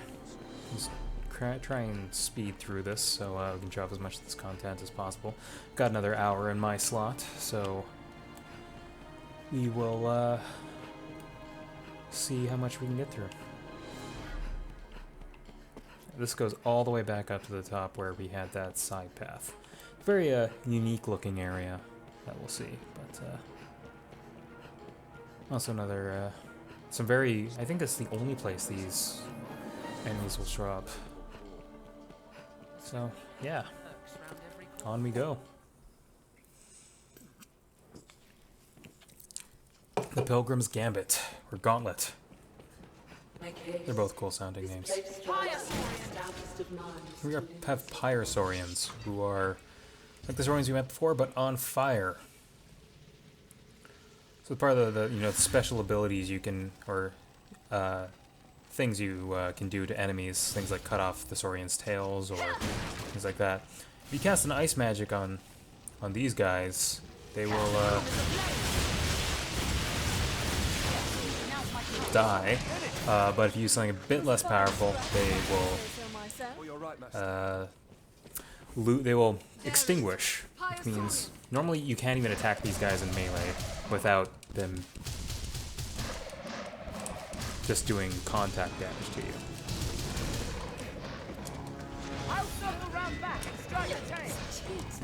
Common tactic as a sorcerer is to just get high up and bring laying hell down upon them. Thankfully, Danny DeVito here has some good skill choices for these encounters. The flames show no sign of dying out. Not that. Its tail is most likely its weakness.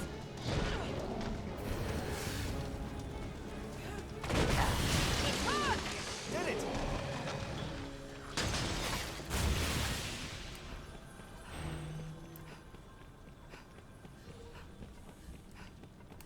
I shall restore your health.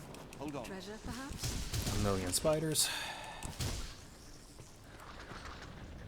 One thing I have to say about this game that doesn't really affect me personally too much, but I know there are people who are really put off by there being spiders in games, but these are pretty much the worst spiders you come across. There are no giant spiders or anything of that nature. Let's see.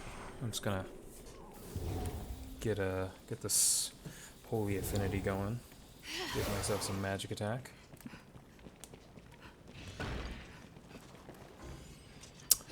This bottle of Hearthspud sauce is pretty much the same size as the jar I broke it out of, so that's interesting. Here we have a new enemy type, corrupt pawns. They call them bandits, but that's because there's no sort of analog for human enemies in the game. I should not be in the thick of it here. They have pretty much all the classes you and your pawns can have.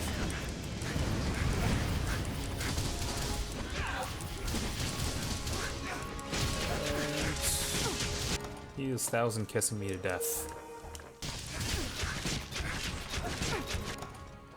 I am absolutely getting kissed to death here. Thank you, Undying. I don't know which one that was, but it was an Undying.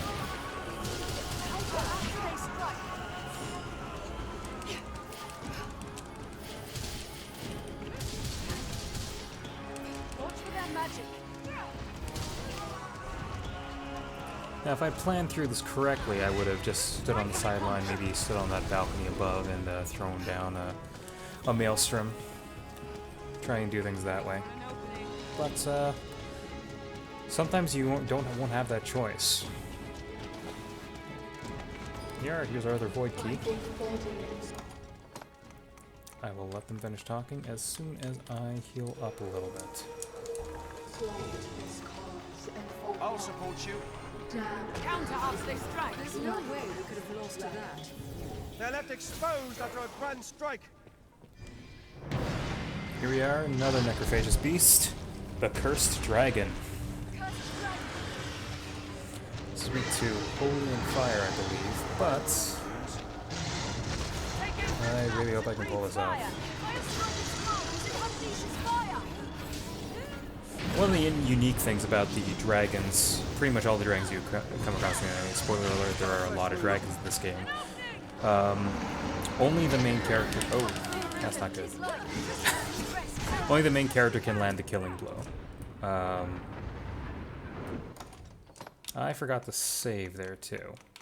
The autosave is pretty generous, but at the same time, you can't do it in combat. And it works for every new room you enter. So here, it would start from the beginning where we were fighting the Pyrosaurs. If I really wanted to heal up, I'd have to sort of break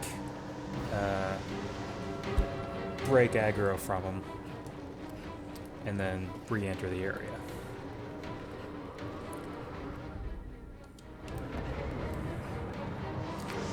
But I do want to fight him though, so I'm just going to do this to sort of get everyone away from him. Save, if possible.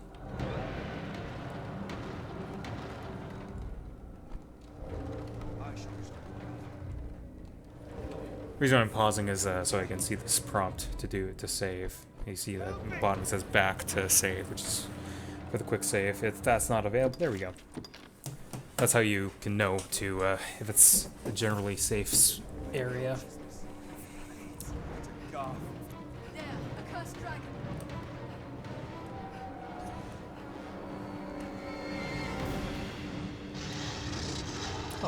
There he is. This should change the stakes. So, the nice thing with a lot of these spells is you can cast them around corners. You don't necessarily have to have line of sight to see them in order to cast them. So, casting a giant tornado from around the corner, I'm just hoping he's in range.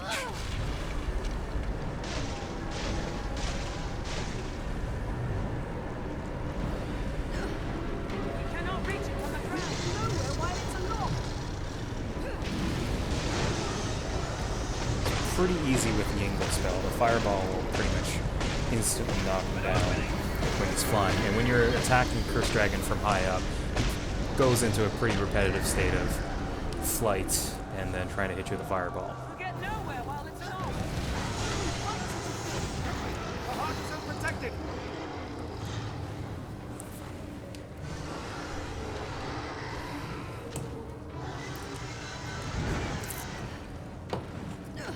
Well, I knew that was going to happen, and I did nothing to stop it.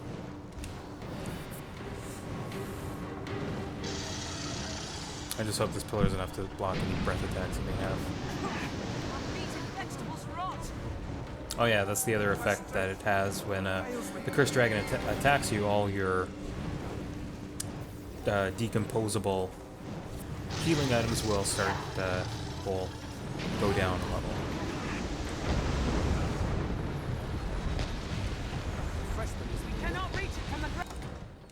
Do I still have my scrags? Yeah, now they're down to rotten scrag from sour, so that means they're pretty much useless for me. This should change the stakes. Quickly! The heart is unprotected!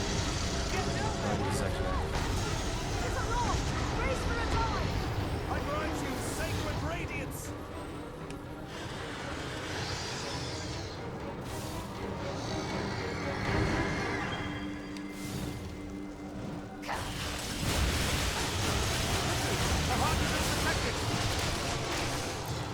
I think I'm gonna have to go down into the thick of it to actually deal some real damage to him, because this is gonna take way too long otherwise. Here it's pretty safe. I can buff up here. Generally, only if it is weak to holy, it is an undead dragon, which will actually mean my basic attacks are gonna be the bread and butter of this encounter. The mages and sorcerers don't have any just direct holy spells from what I can remember, or none that I've really used. Fire is still useful, which is why I'm still gonna get ready with an Ingle here. Find him. He's very high up. I'll help us. Anytime. Dragon. You'll get nowhere while it's aloft. There we go. He landed on me, I think, so... There. These holy balls are going to be doing a lot of damage, especially if it hits his heart. The thing is, it's very hard to aim directly at him. Huh. I didn't do anything there for Danny DeVito, but I think he has the special equipment. There's a certain equipment you can get for a pawn that makes it so that when they can pretty much self-res them. It makes it so they're very low maintenance themselves, and you don't really have to worry about that pawn specifically needing to go and fetch them to pick them back up again. But it's not. I mean, if you die, it's game over. You load your save or use a wake stone. So it's not really helpful to use specifically. It just means saves you some time to do so.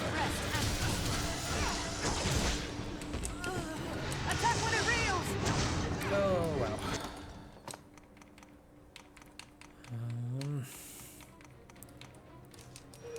Now the spring waters is what you can get from the those healing springs in that well I was in earlier. Is a all-party heal. At this point in the game, it's not super useful, but early on it's very helpful, especially because it's basically free except for the cost of the empty flask. And you give it to both your pawns and the pawns you hire. It gives you a lot of options for healing. I think I might die here.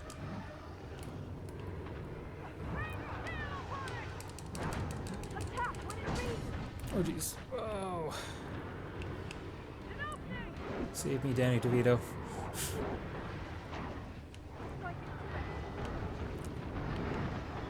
other strategy here is hope that your pawns can distract them long enough for you to get a big spell off to do the bulk of your damage.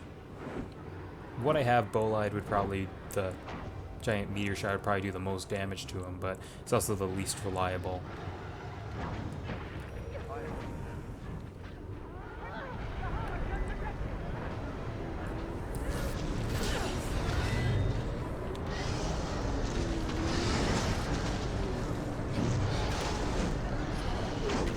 Thank you, Danny DeVito.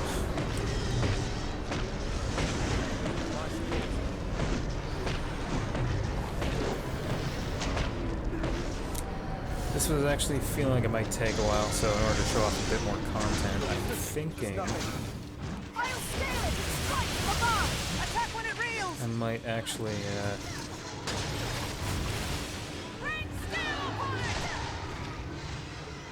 I have the Void Key, so I might show out the Riftstone and switch to a different class. I mean, as much as I like the Sorcerer, it's pretty limited in some of the stuff you can do.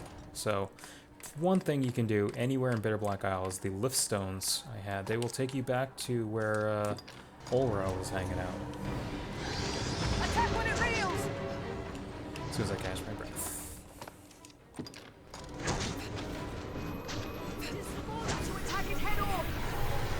So, sorry I couldn't fight the Cursed Dragon, but it would have probably eaten up the bulk of my last 40 minutes here. I'll show off the Magic Archer here, because it's probably out of... They're very close, you know, tightly bound, like tightly ranked for what my favorite classes are, but the Magic Archer is probably one of my favorite classes in the game.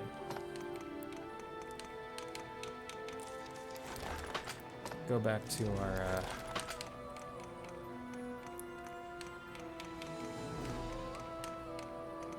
other archer wear, if I can remember everything else.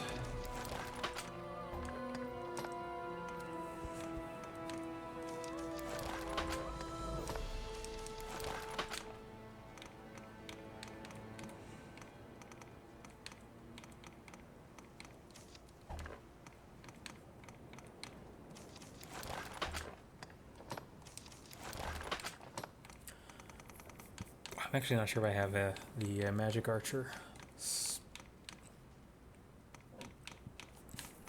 I have one, but it's for spells I may not necessarily use that often, but I'll try and have them around. Now, I have some of the same skills that were available to the Strider, but not all of them are the same. So 100 Kisses and Instant Reset are still there, but it does give me some new ones and some ones that were probably otherwise unavailable. One of the ones I definitely want to have is Immolation. And what was the other one? Actually, I probably won't need 100 Kisses if I have Immolation.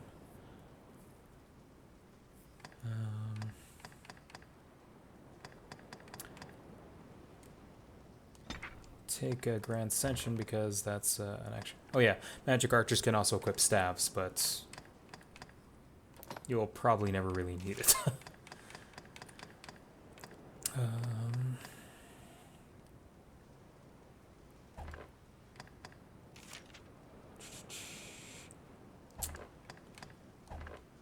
Yeah, this will do. The true prey.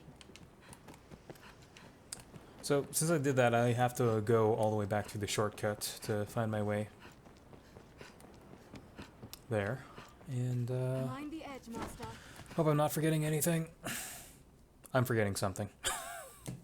The surface lies beyond. If Barak is here, I can save some time, but if he's not, I have to go back to Ulra. He's not here. So, I could just walk out, but I can also do this.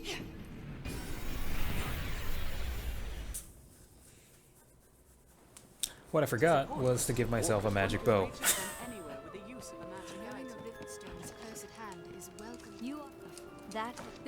While I'm here, I'll also deposit the stuff I'm not using.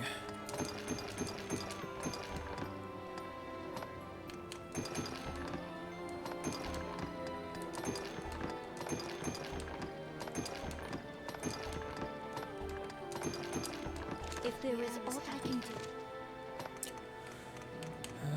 What's the one that I have? Yeah, Blackwing Bow. If there is the true prey. So a bit different from the other spell you had. You create these little magic bolts here you can fire, and they auto lock on to enemies. Plus you have the same sort of thing where you select your skills there. Mind the edge, master. So now that we have the void Through key, this door lies a path to the surface. we can just head back down to the bottom of the tower.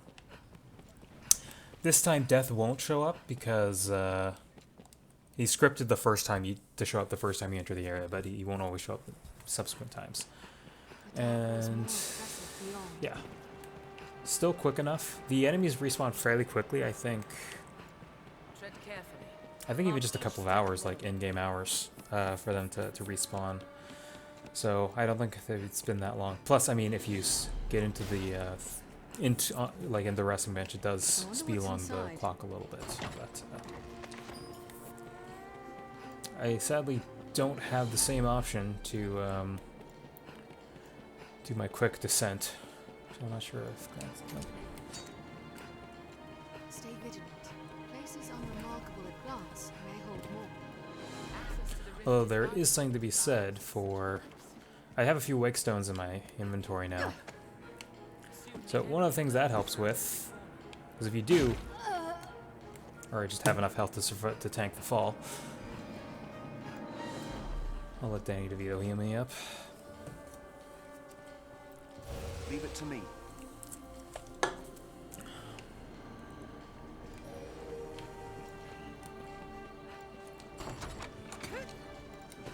Sure whatever he is next, but should at least be able to make it to the next boss. I don't think I'll get to the very end boss in this block here, but should be enough to get to the next one. Hopefully beat him. Oh yeah, this is the other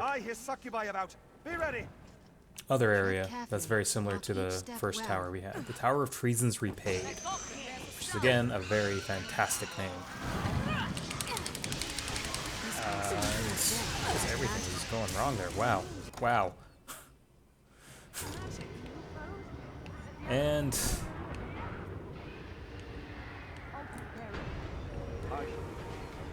I'm pretty sure, yeah, a cursed dragon showed up. All for good measure. So that went incredibly poorly, but I have a wake stone, which is... Once you're in the post-game and have a decent supply of them, it pretty much becomes your healing item.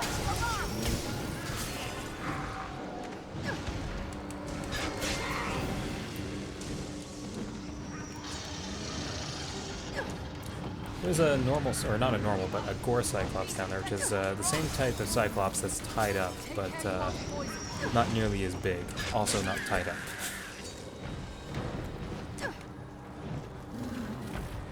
These ones have some new spells here. Six-fold bolt. Fires 6 ice magic bolts here. As you can see, Cyclops are weak to ice, I'm pretty sure. You must be cautious. So, You'll get nowhere while it's aloft. the other one is Ricochet Hunter, which in very cramped spaces is probably one of the most useful spells in the game. It fires out, this version fires out 3 thunderbolts that bounce around the area. Explosive. Ow. I'm pretty sure he just threw something at me. Explosive Rivet fires out a fire bolt at the enemy that doesn't do a lot of damage on its own, but as you can see, it sticks. So what that does, that didn't work out. When you attack it, it explodes. I'm not sure if they do a physical attack or not, but yeah, all those rivets went off, exploded, and I'm ignoring the Cursed Dragon because that will take too long to fight. I want to try and show off a bit more.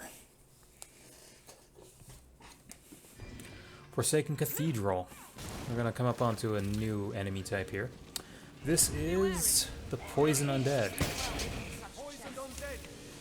Big guy. Has a lot of HP, a lot of poise. Kind of hard to deal with in most cases. But when we have Undines here attacking away the explosive river is probably the best way to deal with them. Pretty sure they're still with the fire damage.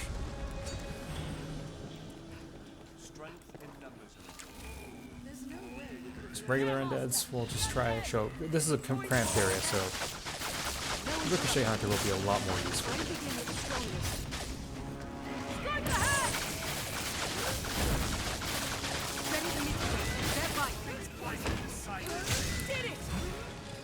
So one of the interesting things, you see these hanging corpses here. Their physics enabled, they react to being attacked. One of the nice things though, they react to being grabbed. So you want to do some fancy platforming. That's one way to do it. Oh, hey. Watch for his spells.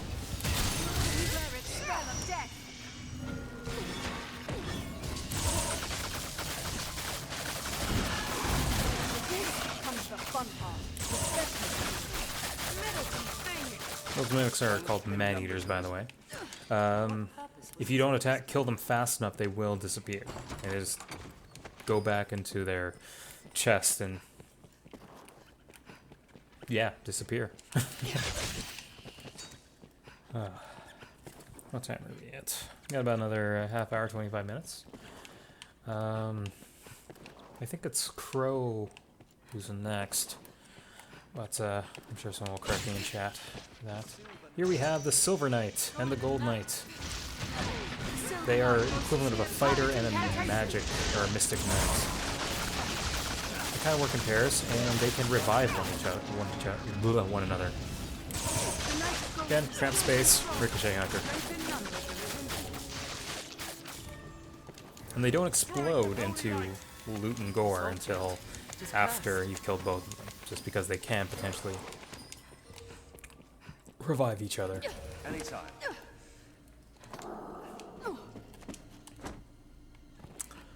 Here we are. Oh, hey. So this is the other ogre again. Since he is weak to lightning and I have lightning attacks.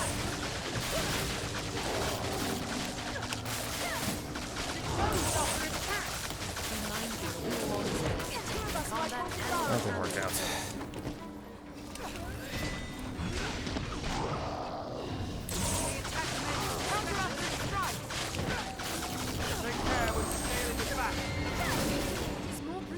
I'll drag it to the ground when it attacks. I'll scale it. Strike while it's distracted. Ricochet Hunter, especially if you get the ring that it upgrades, which I'm actually not 100% sure that it even exists, is pretty much a win button for, I would say, about 75% of the Bitter Black Island content. It's lots of cramped areas, lots of narrow hallways. It is very, very useful.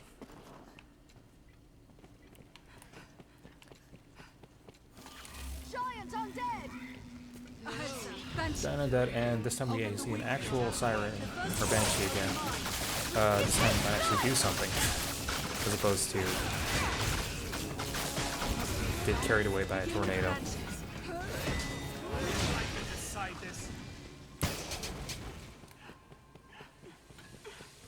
Oh yeah, I didn't show it off. Flame Shroud or Immolation on the backfire sets yourself on fire.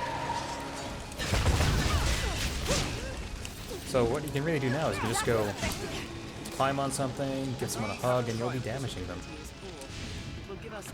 It does slowly damage you, but it's honestly not really anything of significance. Another Riftstone if necessary. I'm just going to make sure... Yeah, everyone's pretty much healed up. Except for me. But that doesn't matter. I have Wake Stones. Endgame healing. I shall restore your health. Hold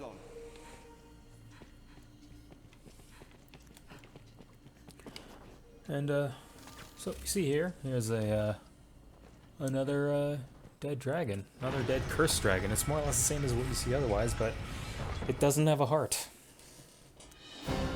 But what it does have is a zombie pope who will revive it and This entire encounter very difficult. Zombie Pope is probably the only undead in the game that is resistant to holy attacks. See, I'm not really doing a lot of damage to him here, but I'm pretty sure he's weak to fire.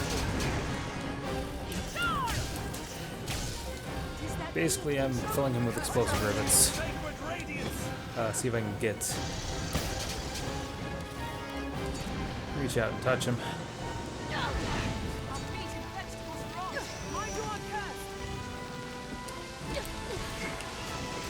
He's not playing this very friendly.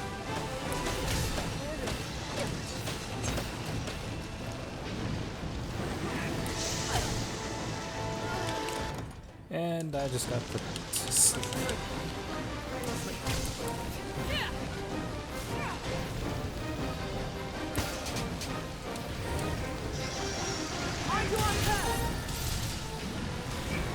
The dragon will not die till we slay its master. Cannot reach it from the ground. Awaken. There we go. And that didn't do nearly as much damage as I would have hoped. This should change the stakes. This. How do we fight? We'll get nowhere while it's aloft. See what I have.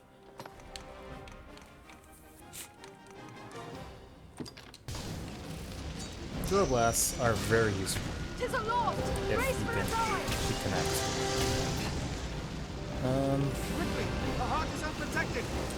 Remember how to do this correctly. I may actually have to shoot down the cursed dragon first.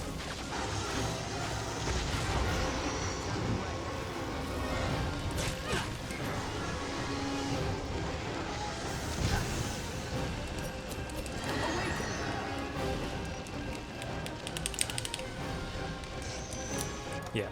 So now once the dragon is down,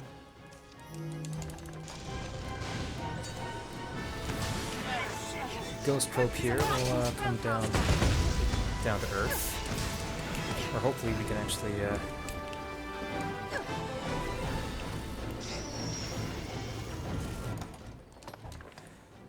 This isn't going to be as effective as the Skull Splitter combo, but I might be able to speed things up here.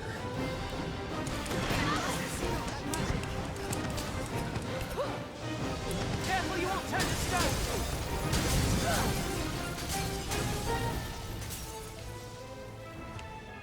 I'll support you. Where is he?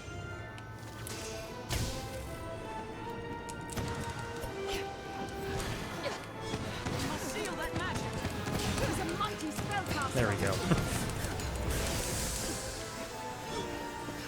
If I was an assassin or a ranger, I might be having a bit of an easier time here, but I strike the moment it's open. I forgot how resistant he is to magic attacks. Badly cursed. I shall restore. Hold on. Ground! All hands attack!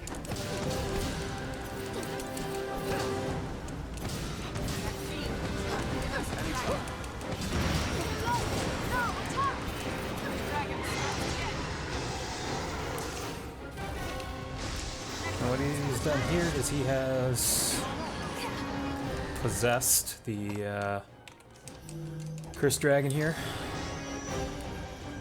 which makes it very, very powerful. Huge pain in my ass. So get up here where I'll be able to avoid the worst of his attacks.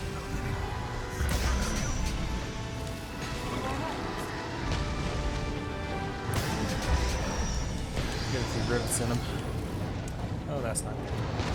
One of the nice things, or interesting things about the Torpor spell, the slow moving thing, is that it slows your fall as well.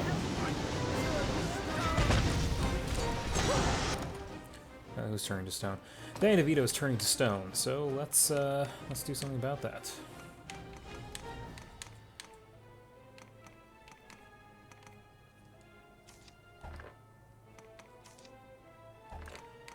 Let's see which one it was. Sobering Wine will use on your entire party, makes them immune to all debilitations, which is pretty useful. Got the music change.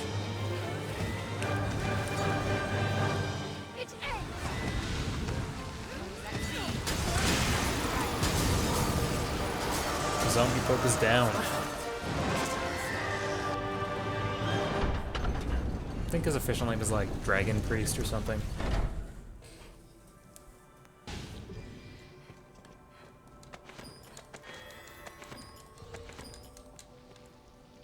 Leave it to me.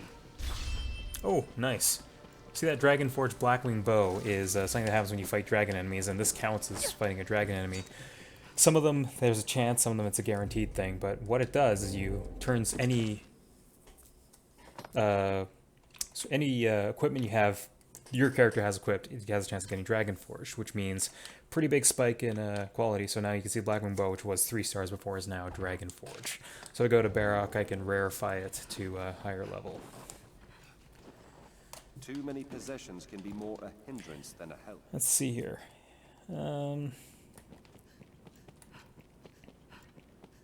Actually, yeah, let's see what we can do. The Blackwing bow is the most powerful magic bow in the game, so I've got about 15 minutes. Let's, oh yeah, Supple Dragon Pelt to get it to silver level.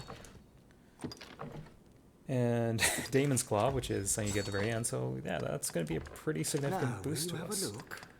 What'll it be then? Got about 15 minutes to go. Going to power through as much more of this content. I'm just going to stay as a magic archer here. I am very late in reading this, but Beardy, it looks like, yeah, I think it goes until 6 Pacific. I don't have the schedule on hand, so I can't confirm that. But, yeah. Let's see, what was it? Take some Demon's Periaps, which are pretty much the equivalent to the Conqueror's ones, but for magic. This is a hybrid class, so I can use a bit of both here.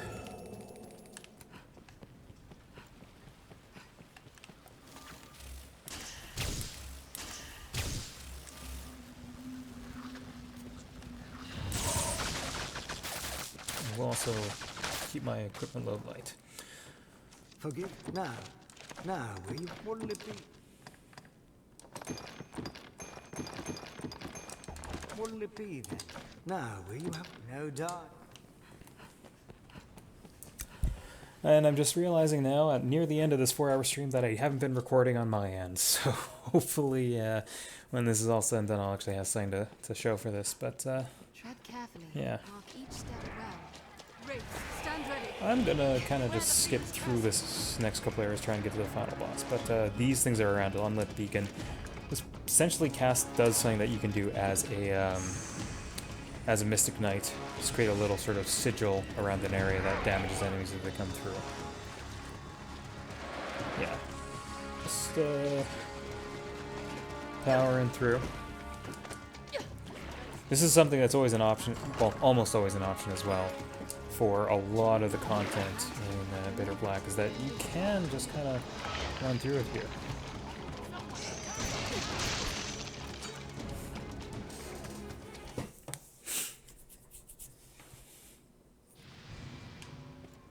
Forgotten Hall. Oh, it's death again. Thankfully, I should have something that should be able to deal with it. See, his health is already down low from before.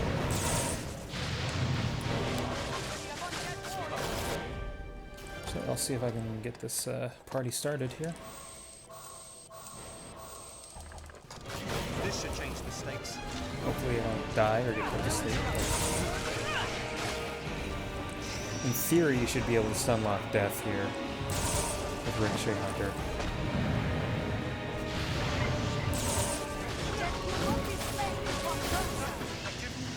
At the very least, I'd like to get him out of my hair.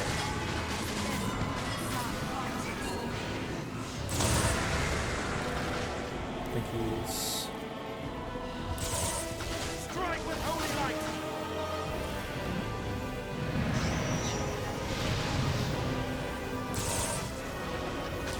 It summons more monsters.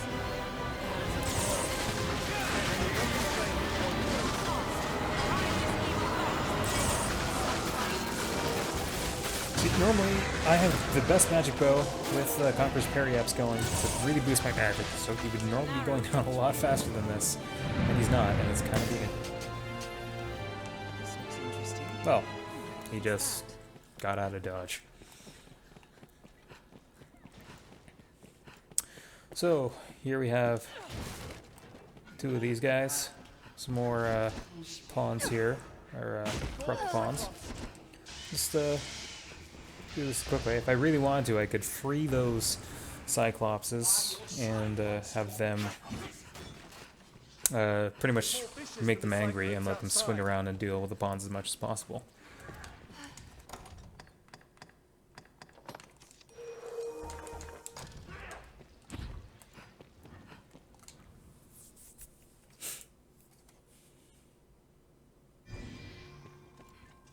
Have we sufficient stores of oil?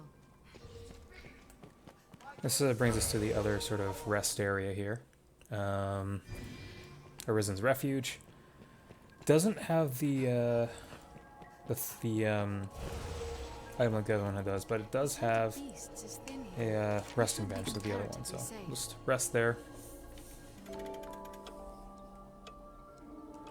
No one's used Undyne in the last 4 hours since we last rested up.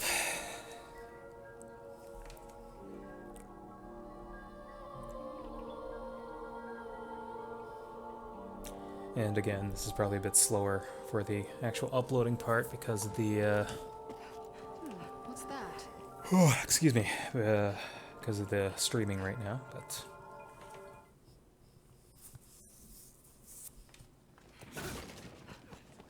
again, this is pretty similar to the area we were in before.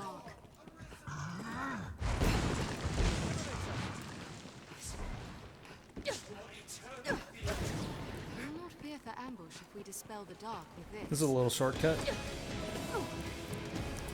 To me, there's only a little thing on the minimap that even hinted to its existence.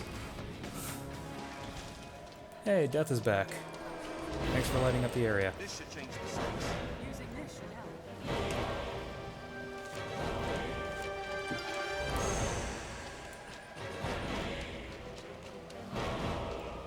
Yeah, I'm just kind of speeding through this area because we are now at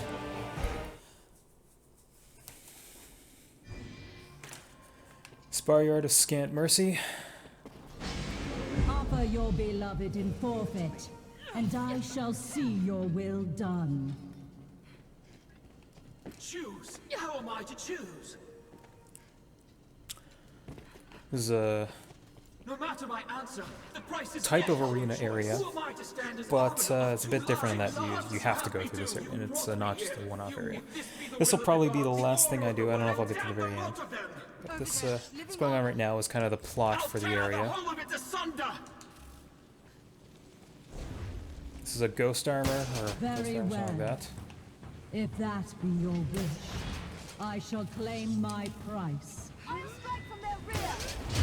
Stop! No!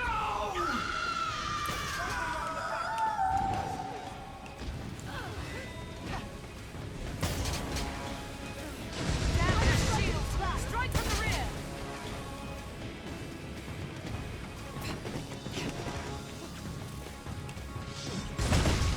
He wants so badly to say hello to me. Let's go give him a big ol' hug. Let's circle around the back. If I can find him. Ow.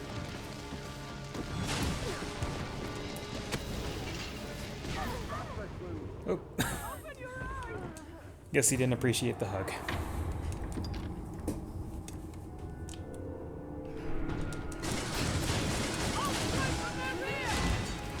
Damn their shields. Strike from the rear. Once their armor is broken up, you can only damage them with magic attacks. So if you don't have the good party composition set up, it can be a bad time. Unfortunately, I'm, oh, he is cruising.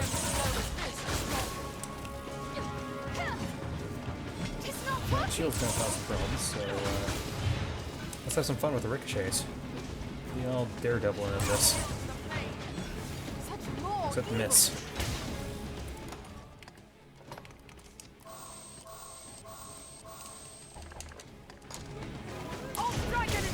Is Crow pretty much ready to go for his stream yet? Or got an eye on this DuckSpring Slack and the Twitch chat, so it's said anywhere outside of there, I can't really see it right away.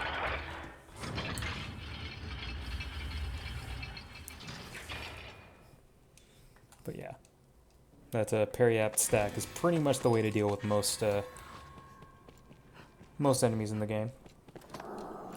I'll heal your wounds. This area, if I'm remembering correctly, Fallen City. First time you come through the area, it is completely empty. Anytime. You could just hop along the rooftops there, but if you want to actually see the plot of the area, you'd be coming through I was made these, known to the dragon, these paths. and bound to hunt it.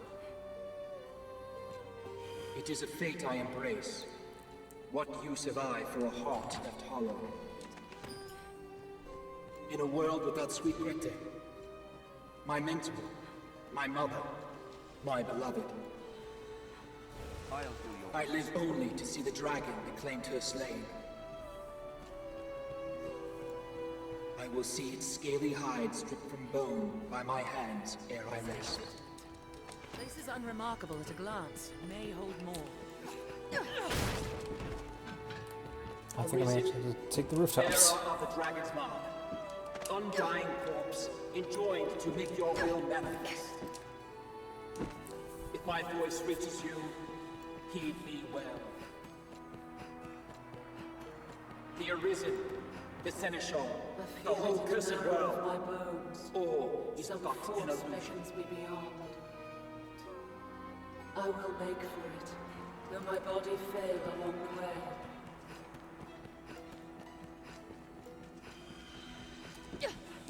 The last Rift Crystal, or Rift Stone.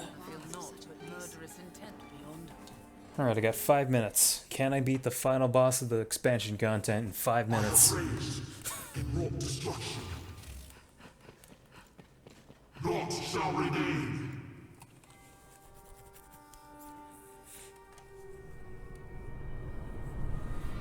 Danny DeVito and Double Undyne have served us well in this quest. Say hello to Damon. Damien. I don't know, Damon. He's not too bad actually if you're prepped for it, but yeah. Let's have some fun. He's got a few tricks up his sleeve.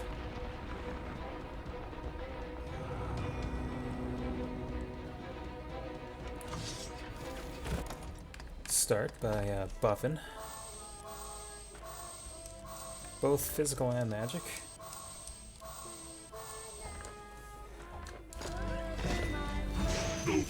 Here's a bit big right now, so there's not really much point in using the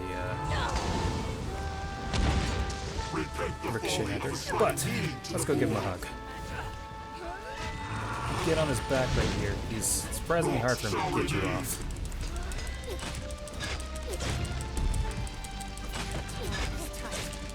Yeah, Fire Hug is doing his job really well here. Actually, I need to get out of dodge.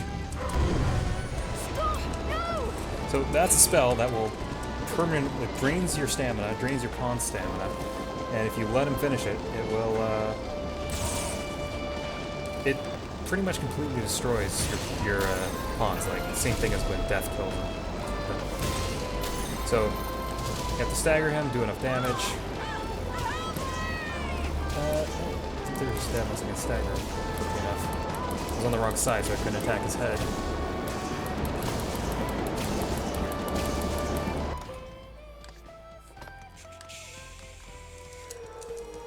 Yeah, as you can see,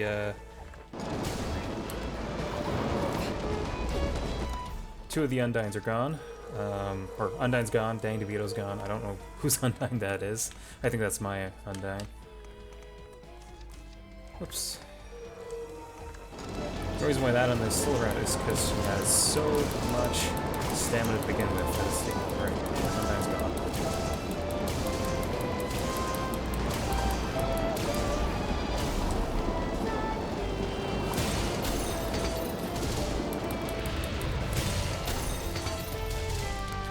Well.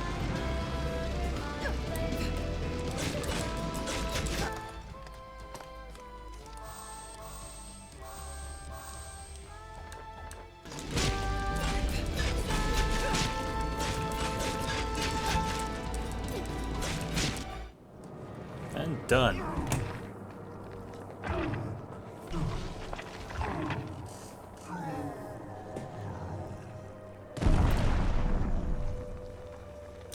Some of the more astute of you may notice he has kind of a bit of a face going on in his chest. If you work your way through the content all over again, you actually have a second form of Daemon to fight. That's much, much harder. But he gains a holy weakness. To fruition, to end it rightly. The infinite chain is yours, Arisen, to grant measure, to give what shape you will. And I, at last, can step beyond its span. My Grete, dearest Aura.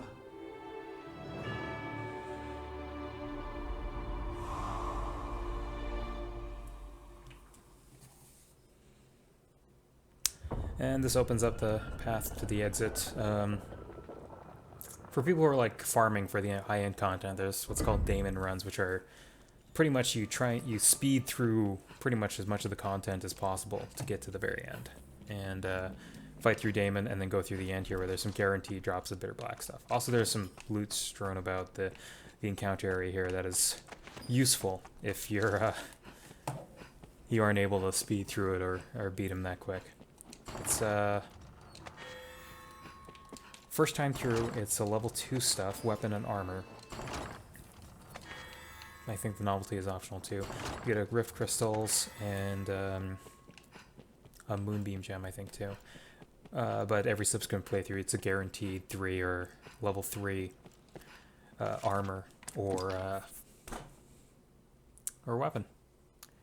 Okay, and so we're at 8 o'clock PST, 10 o'clock Central my time. That was Dragon's Dogma Dark Arisen, or more so just Dark Arisen.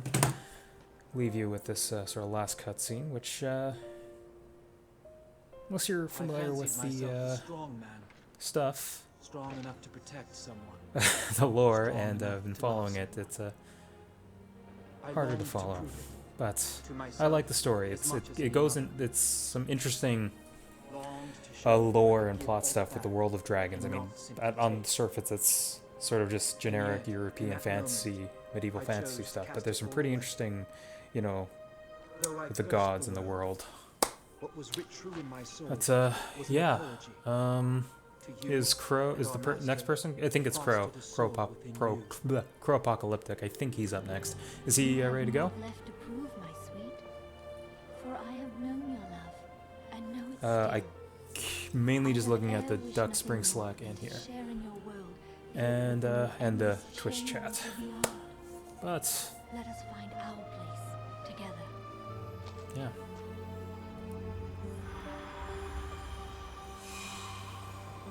I will, oh yeah, it's gonna do the credits. This music is what would normally be playing during the opening instead of the J-Rock stuff I modded in. But yeah, so, thanks for watching this block here. Thanks for the donations we got, and hope you enjoyed Dragon's Dogma Dark Arisen. I'm gonna cut stream here. Hope Crow's ready to go. If not, we'll have a little bit of downtime. But yeah, thanks for watching, everyone.